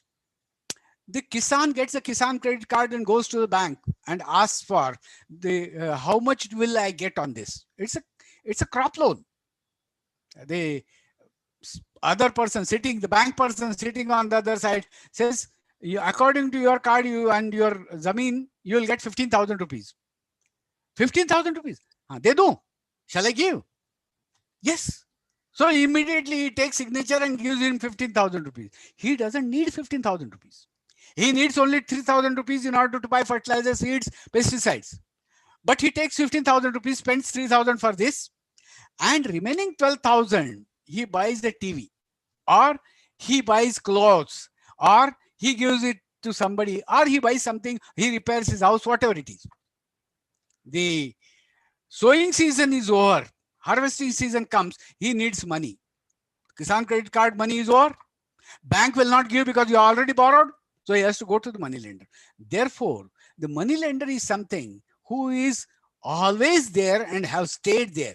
The money lender is the one who is locking the interlocking, and Kailash Raf has written on that, interlocking of credit and produce market. This credit and produce market interlocking is very interesting. That I grow soybean and I have to sell soybean, but when I sown the seeds in my farm, my daughter's admission came. 25,000 rupees needed. Bank doesn't give any money for daughter's admission. I go to the money lender, who is the market operator in my market. He says, अरे आइए पटेल आइए, क्या हुआ? नहीं, वो लड़की का admission. अरे तुम्हारी लड़की पढ़ रही है इतना अच्छा? हाँ 25,000. अरे क्या 25,000? 5,000 का ये भी ले लो, 30,000 ले जाओ. ए सुनो, इनको 30,000 दे दो, कैश दे दो, और सुनो वो एक सिग्नेचर दे देना, बस अपना जब भी सोयाबीन आ जाएगा दे देना अपने को, उसमें से कट कर लेंगे. Now look here, this is an interlocking of the market which goes on anywhere and everywhere in this country, including Punjab. And this interlocking is so strong that the people are tied with them. Suddenly for daughter's admission, you get from nowhere, but this man with such a big heart gives 30,000 rupees. I asked 25,000, he gives 30,000. Interlocking is done. We turn our blind eye to these facts. Increased commercialization has created a lure of going towards commercial crop. And therefore, the commercial crops are the one which have to go to the market. And if they have to go to the market value, market price for the commercial crop should be appropriate. And that appropriate price works on the economics of cobweb. You all have learned cobweb theorem. Suddenly, when soybean comes to the market, the prices fall down. And I know what is APMC. I was on the committee to inquire about, Rajesh has mentioned the 6 farmers were killed in Madhya Pradesh under firing. 12 farmers were killed in Tumkur district in Sira APMC yard during on 28th October 1998. I was on the committee to inquire why were they killed. The reason was that the farmers had tough argument with the traders who had made the groundnut rate to fall down so much so that they wanted to throw the groundnut there itself and grow because the transportation was not coming out. Now, there was an argument and the scuffle ensued. Somebody said something, koi gali diya, and immediately hatapai pe aa gaye. The moment they came on, the one police inspector, he took baton in hand and he started beating farmers. 2-3 fellows were beaten black and blue, but then they got angry. They burned the police inspector live. Firing took place. 12 farmers died. Now, what was the problem? Was the police inspector problem? Was the farmers agitating was the problem? Or it was the price that was the problem? It was the price that was the problem. And therefore, it is something which has increased commercialization, has increased the expectations of the aggregate and also the aggregate risk. The urbanization and urban-centric development is one of the curse. There are 2 persons entering into Pune College, your gate. One very suited, booted, another person with a dhoti and a mundasa. The watchman will not allow the other person even if he is anybody. Or suppose I come in that attire of wearing a dhoti, a dirty dhoti and a dirty shirt and a mundasa and a chappal in, whereas Professor Adhav comes with a full suit. They'll say, Adhav sir, you please come in. आप कौन है? कहाँ से आए हैं? ये क्या देशपांडे का मतलब क्या होता है? इधर ही खड़ा रहो, प्रिंसिपल को पूछ के आता है. We have, unfortunately, urban-centric and the shining model of development in front of us. This was given to us right after independence. And we think that urbanity is development, not developing the rural areas, but urbanity is development. Consumption, like an urban person, is something which I should get. Increasing dependence on the state for anything and everything, we look at the government. That government should do this, government should do that. And this has started since 1970. 1970 onwards, we increased the dependence on the government, and I call it a governmentality. I gave a lecture of Kalyan Sanyal Memorial Lecture at Kolkata on governmentality. How we depend on, we made the farmer government dependence like drug dependence. And the farmer looks everything to the government. Any scheme comes, it comes through either the Tahsil office or the government servant. And thus, the farmer becomes subservient to the polity, because the local polity, local political leader or the state political leaders are the ones who can take the farmer to the scheme. And that's an easier route. So he becomes subservient to the entire polity and remains at the mercy of either the government servant or the local politician. This making the farmer as a beggar, is something which came out of our developmental policy. I wrote about it when it is there in Swaminathan Commission report. Making the farmer as a beggar, this particular sentence is there in Swaminathan Commission report. Why do we make him a beggar? We make him dependent on the state. It is his right to take it. But then we pretend that we, in the sense state, government, we pretend that we are making something great for you. Farmer today has become a political coin. Every party, damn it, any damn party, small, big, anything, we have to do something for the farmers. We have to do for the Annadatta, we have to do for this. Nothing is done. At the end of it, nothing absolutely happens. If the present systems, you take for example APMC or MSP, were functioning perfectly well, which means that the farmers were getting the prices very well, then I would ask Rajesh, why the farmers threw the potato on the ground? If the prices were proper in APMC, if the prices were proper in tomato, then why the farmers have to throw tomato outside? If the prices are proper in the government controlled market, then the farmers will not be in distress. They will not commit suicide. If that was so, was MSP operating? No, it doesn't operate properly. I had done a survey of 13,000 farmers in 13 states of this country. 2 states dropped out, so 11 states remained, which means 11,000 farmers.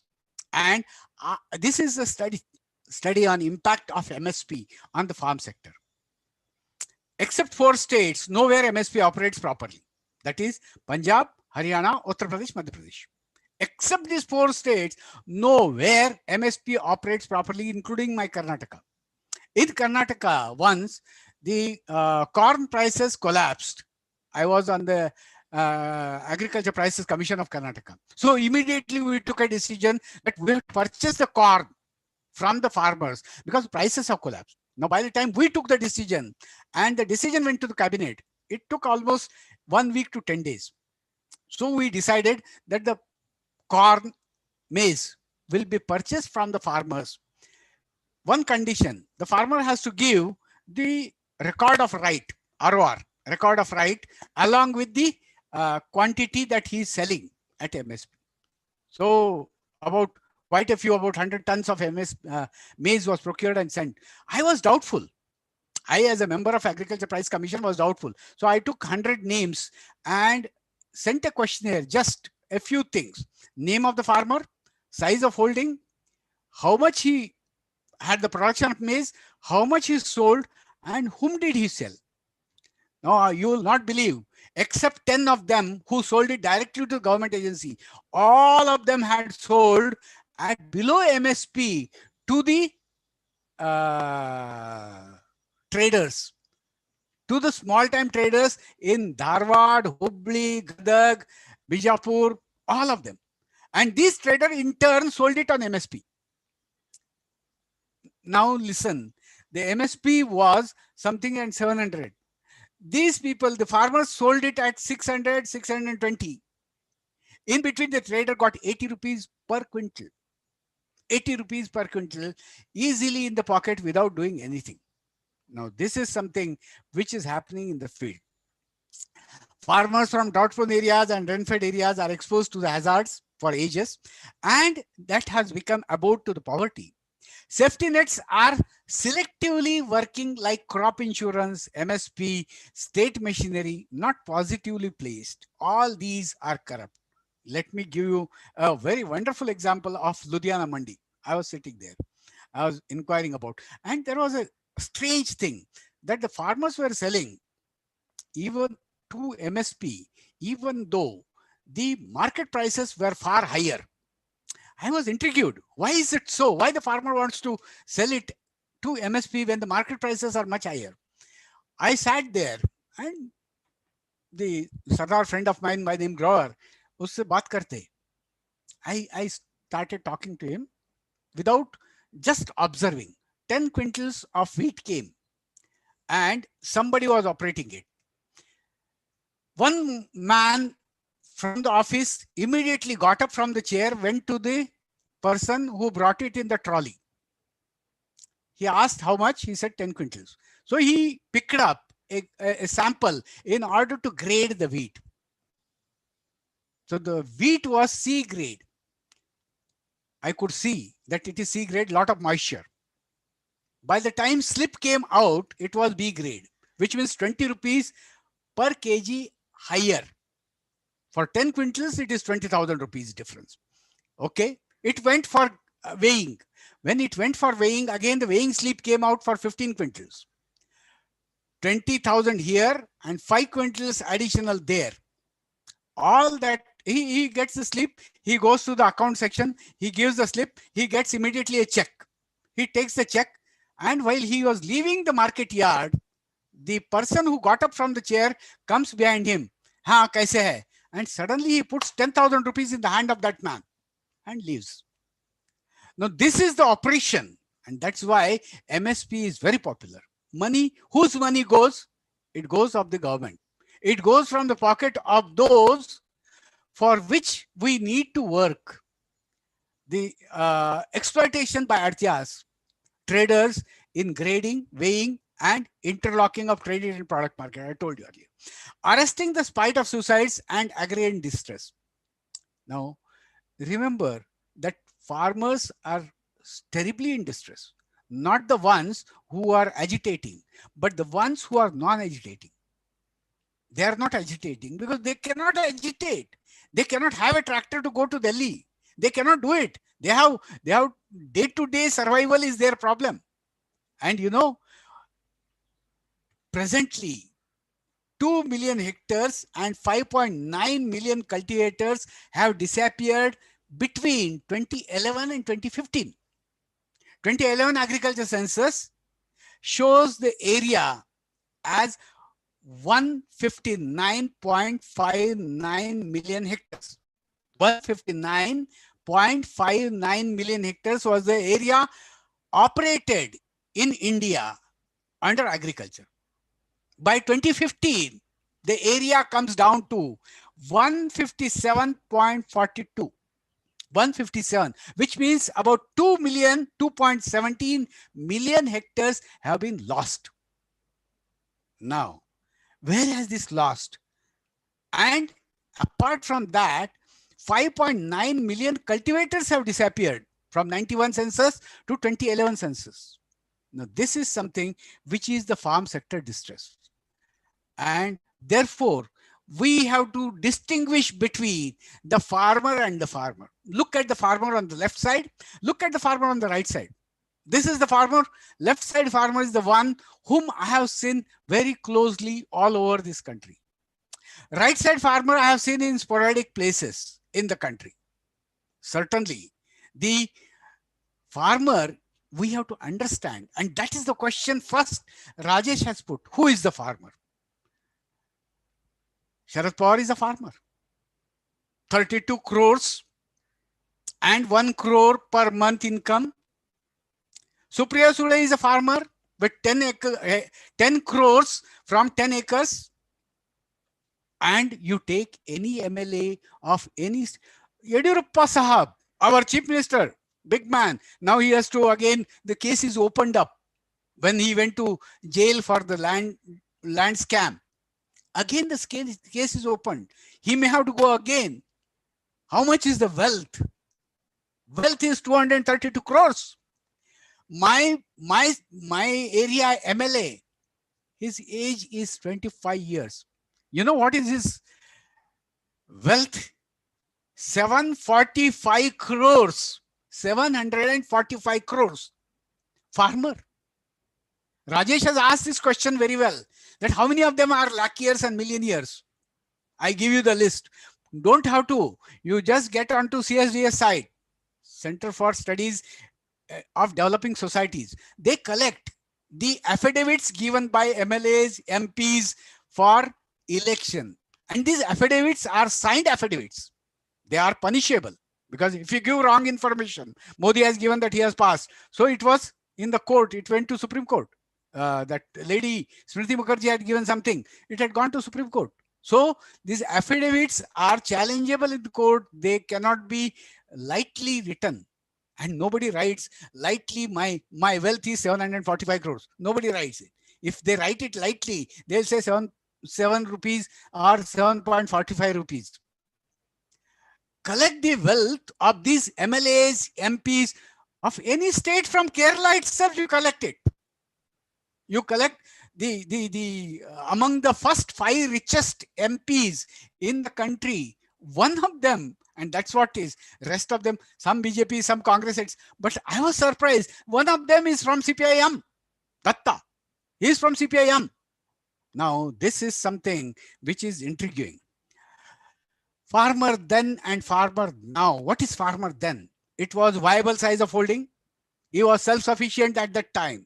Was not dependent on anybody, not dependent on government. He was cultivating, his seeds were there, his fertilizers were there, he was cultivating. Today, small and marginal farmer dominate and unviable holding. And since it is unviable, he has to depend on somebody or the other, either government, money lender, bank, or somebody else. Or finally sell it off and get out of farming. Largely food crops economy with low share of commercial crops was there that time. 80% food crops and 20% commercial crops. The household was 20% commercial crops used to meet the cash needs. Out of 80% also they used to sell. Now, largely commercial crop economy dominated. Food crops to commercial crops is 60-40, which means 40% is commercial crops. And in that, the prices play the havoc. More farmers, more family labor, less hired labor or exchange labor. All were working on the farm. Today, share of hired labor and machine labor has increased from, it is 70% and 30% household labor. Absentee farmers are large. Large number of farmers are absentee farmers. You ask anybody, even you ask professors in the university, how much land you own? 2 acres. How much land you own? 20 acres. No, do you go and cultivate? No. Somebody cultivates it. The reason is that these white-collared farmers have increased substantially. With some marketable surplus earlier, market linkages managed through the village. Through the village, they used to manage market linkages, and there was not large profit motive because the surpluses used to small. Now, there are strong market linkages with larger marketable surplus and commercialized farm and farmer. Then, earlier, local and farmyard inputs were being used. Farmyard manure, local seeds, local pesticides, neem, etc. Now, purchased inputs with advice from the dealers. Then, low consumption of urban goods, less dependence on urban goods. Today, high consumption of urban goods and high dependence on urban originating goods. Sufficient income for the family and also sold the produce. Now, low income and high dependence on debts and government schemes. Now, this is something which has changed the farmer's personality itself. Now, what are the opportunities? I'm not saying dark everywhere. I started with challenges, but the challenges are very dark. And since the challenges are dark, we need to find out ways and means out of them. The ways and means out of them are simple. First thing is we have to have farmer producer organization, which should be formed in each village. Why do I say that? Because the bargaining of power of the farmer has gone down. It's terribly weak. And therefore, farmer can be heckled anywhere, either in Tehsil office, Panchayat office, by the politician, by the Sarkari of Mulazim. Anybody heckles farmer if they get together. And that is one great thing out of this agitation, I find. That if they get together, they can show the strength. And if they show the strength, people will bend. If they bend, things can improve. And only with that objective, I say yes, farmers' agitation should be there. Diversification towards high value crops and searching for the new markets. We need to diversify for the crops for which new markets have to be found out. These should be far flung and with remunerative prices. One of the farmers started growing this dragon fruit in Karnataka. Lakhs of income, almost monthly he gets 1 lakh. And dragon fruit is nothing but our cactus, a different type of cactus. And this entire dragon fruit is exported to Arab, UAE. Entire produce is exported every month. Look at that. Then there is rose farmers in Kolar district. The entire produce is exported to Netherlands, the land which creates flowers. Netherlands buys flowers, rose flowers, cut flowers from Kolar farmer. Diversification of new vocation, resurrection of the artisans.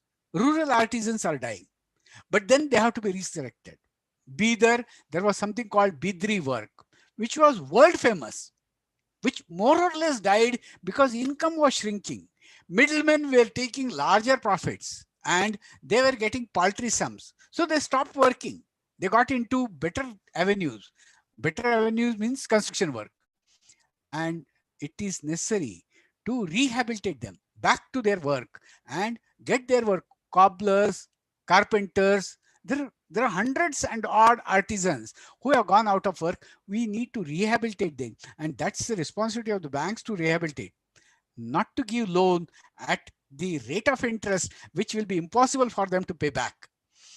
Participating in international and interstate trade and processing the agro products in situ and the innovative markets. Agro products, innovative markets. The innovative agro products like the jowar flakes as against corn flakes. Jowar flakes can be produced by the drought-prone areas of Karnataka, Maharashtra, Madhya Pradesh, Rajasthan, Gujarat, and these can be replacing cornflakes if just a little bit of processing is properly done. Decentralized development initiative should become very strong, that the village has to be dominated and administered by the village panchayat, not by the tahsildar, not by the collector, not by somebody coming from the state headquarters. All government schemes to be directed through this 3-tier panchayat system. And I appreciate Kerala has that. Kerala has that. And therefore, in Kerala, panchayat system is so popular and so powerful that it can do or undo any development scheme. And they have done a lot of development scheme in most effective manner. Opening farmers organized markets in urban areas. Just a farmers organized market, like a Kolar market in Bangalore or the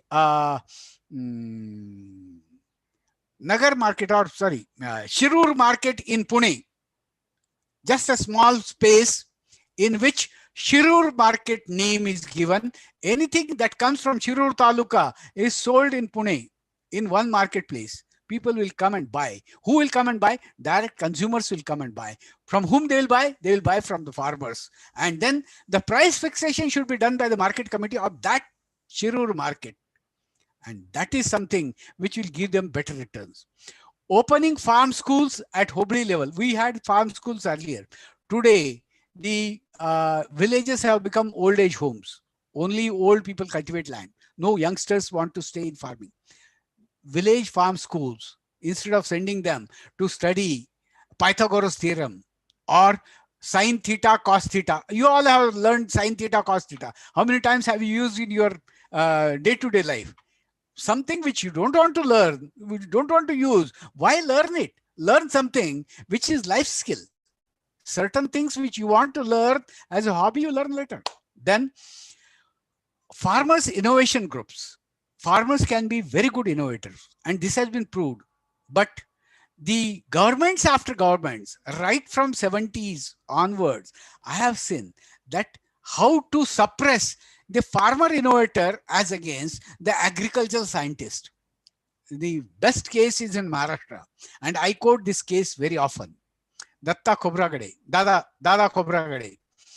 His name is Datta. Dada Khobragade is a 7th standard passed rice grower, and Dada Khobragade has released 11 rice varieties. 11 rice varieties.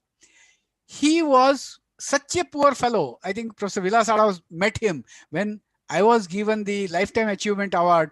Dada Khobragade was also given Lifetime Achievement Award because he also belongs to the same area. 11 rice varieties which are very popular in Vidarbha, Marathwada, and in Maharashtra. He himself invented them. And how much land he had for this experiment? 1.5 acres. And what did he get out of it? Punjab Rao Krishi Vidyapit stole, I repeat the word, stolen his grains and released it as PKV variety, as variety from the Punjab Rao Krishi Vidyapit scientist. He had to fight a lot up to Supreme Court with all paltry sums, whatever he had. He won the case. When he won the case, Punjab Rao Krishi Vidyapit had to give a written apology plus compensation of the case cost to him. Dada Khobragade did not get, he got Padma Shri, but he did not get further than that anything. There is a scientist who had released 7 rice varieties in Karnataka, who became Vice Chancellor 3 times, has got Padma Bhushan. 7 varieties, and his varieties are not very commonly used by farmers. 7 varieties released by a scientist, 11 varieties released by an uneducated farmer. 7 variety fellow gets 3 times Vice Chancellor plus Padma Vibhushan, and 11 variety fellow has to pay his, when he died, his bill of the hospital had to be paid by somebody else. This is the situation. Friends, it was very nice to meet all of you and talk to you. I'm little emotional as far as farm is concerned, as far as farmer is concerned. And I have spoken with a lot of emotions packed in it. Second thing is, I don't allow anything which is wrong information. Rajesh, the farmer suicide data till 2018 are available. And the Crime Record Bureau has published 2019 report also. So these data are published both at the center and the state level. The state level data are available at Directorate of Statistics of every state. And these are compiled from the Home Ministry of the state and sent to the center for further compilation. Thank you very much.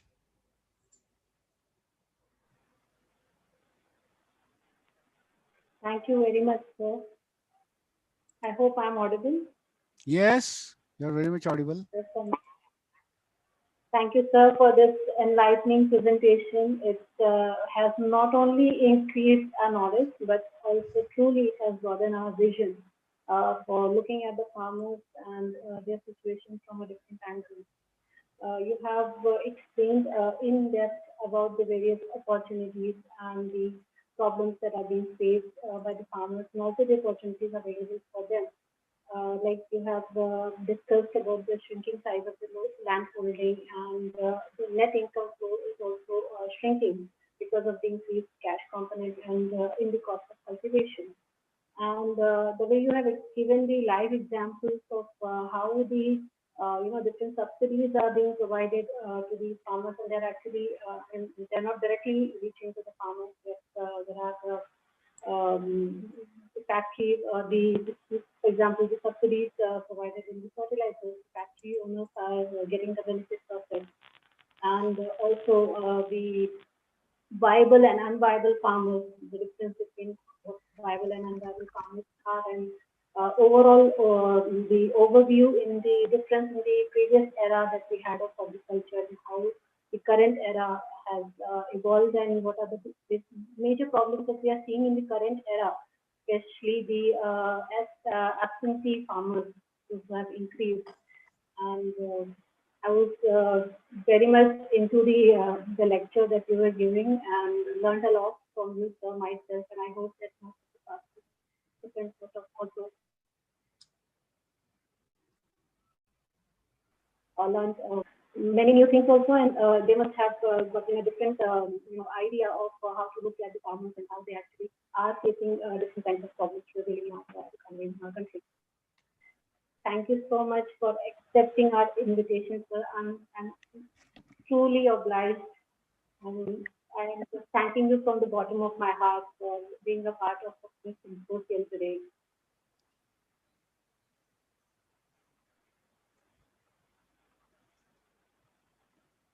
I thought you will be serving tea. I will for sure. Get me some tea. Yes, sir. You will for sure. Whenever we get a chance. She has taken your order. My wife has taken your order to give me tea. She said all through you were talking so much from the bottom of your stomach. So now your stomach needs some warm tea. Refreshing tea, right? Plus, you have, you have shared all your experiences, the live examples that you have given. That was also amazing. I was totally into your lecture, the entire lecture. Thank you so much, sir. Enjoy your tea, and hopefully we can collaborate in future as well. Okay. Thank you, sir. Thank you for joining. Rajesh, you need any data or any information about whatever I have said, please get back to me. My mail address, you will be having it from Anna. Yes. Hmm? Because we need to be very truthful when we make a strong statement. Yes. Yes.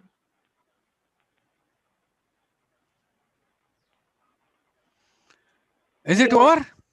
Yes, sir. I'm very much thankful to you. I would request Checo Juice, sir, now to give the vote of thanks for the session. Checo, sir, over to you. Thank you, Anna. So we have now come to the close of the National Symposium on Challenges and Opportunities for Farmers in India, organized by AKI's Pune College of Arts, Science and Commerce, Pune, and Sacred Heart College, Chalakudi, Kerala. The session was presided over by Professor Dr. Aftab Anwar Sheikh, who is the principal of the college. So I would like to thank Professor Aftab Sheikh for presiding over this function. The chief guest of the day was Dr. R.S. Deshpande, former director of ISAC, and who has held so many other positions, and who has brought out the three strong messages. One is farmer has been made a beggar and a political coin, and village has become an old age home. So he was so truthful in his comments. He said he was emotional. Yes, he was so emotional and truthful in his comments that we have understood so much about the situation of Indian farmer, the challenges and opportunities. So on behalf of the organizers of this National Symposium, I would like to wholeheartedly thank Dr. Professor Deshpande for his inspiring words. Thank you very much. I would also like to thank the guest speakers of the day, Dr. Rajesh K. and Dr. Rajat Mehrotra, who highlighted the issues that are being faced by farmers at various fronts. They raised certain questions which later led to discussion in this webinar.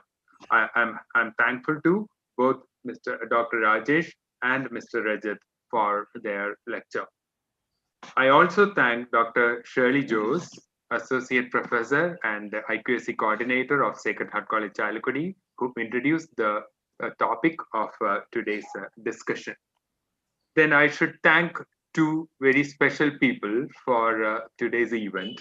That is the program coordinators, Dr. Anna and Mr. Nijil. Dr. Anna is representing AKI's Pune College, and Mr. Nijil is representing Sacred Heart College.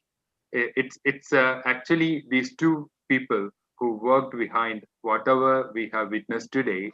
From the planning stage to the preparation of the brochures, sending of communication, the setting up of the plan, the preparation of certificates, everything. So I think we should all be extremely thankful to Dr. Anna and Mr. Nijil for playing a very important role in the organization of this symposium. I also thank everyone else behind the scene. I know there are many people who are giving technical support for airing this live through Zoom as well as YouTube, and others, other members of the team of both the AKI Pune College and Sacred Heart College for their support. Now, last but not the least, I thank all the participants from different parts of the country who registered for this and enthusiastically participated in this national webinar. So I thank all of you once again for this successful event. Thank you. Over to you, Anna. Thank you, sir.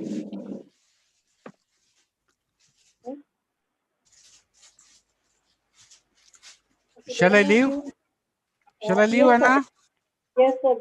Sir. Thank you so much for joining us today. Okay.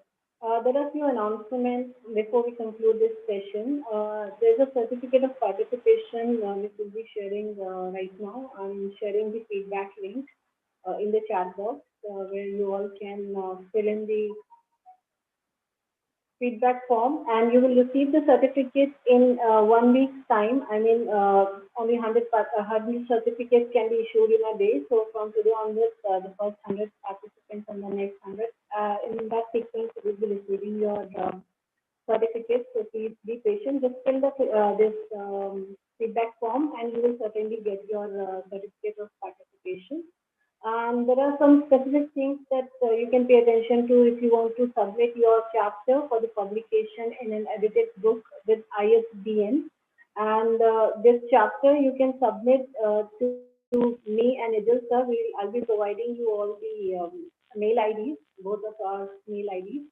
And the editors would be Dr. Akhtar Shekhar and Dr. Chakrajuj sir. And we will be publishing these chapters in an edited book with ISBN number.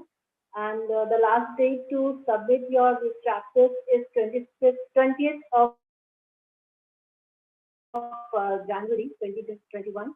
So it's information for those participants who are interested to submit their chapters. We will be providing you all the details through the Telegram and also mail ID, the mail ID that we have of yours during the registration.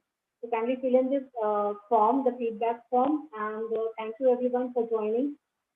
Thank you, team Sacred Heart College, for helping us out and both of us are organizing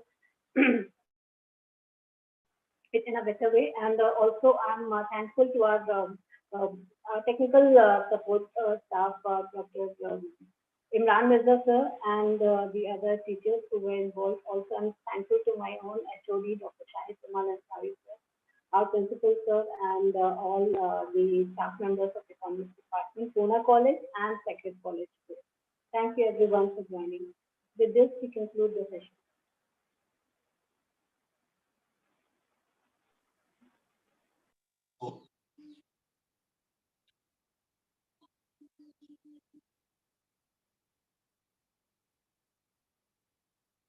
Again, thank you for your comments. So as we have told, there is a link in the chat box, so you can get your certificate from by filling this feedback form, and it may take, as Anna said, may take 1 week at least, maybe. So thank you for all for joining this one. Thank you.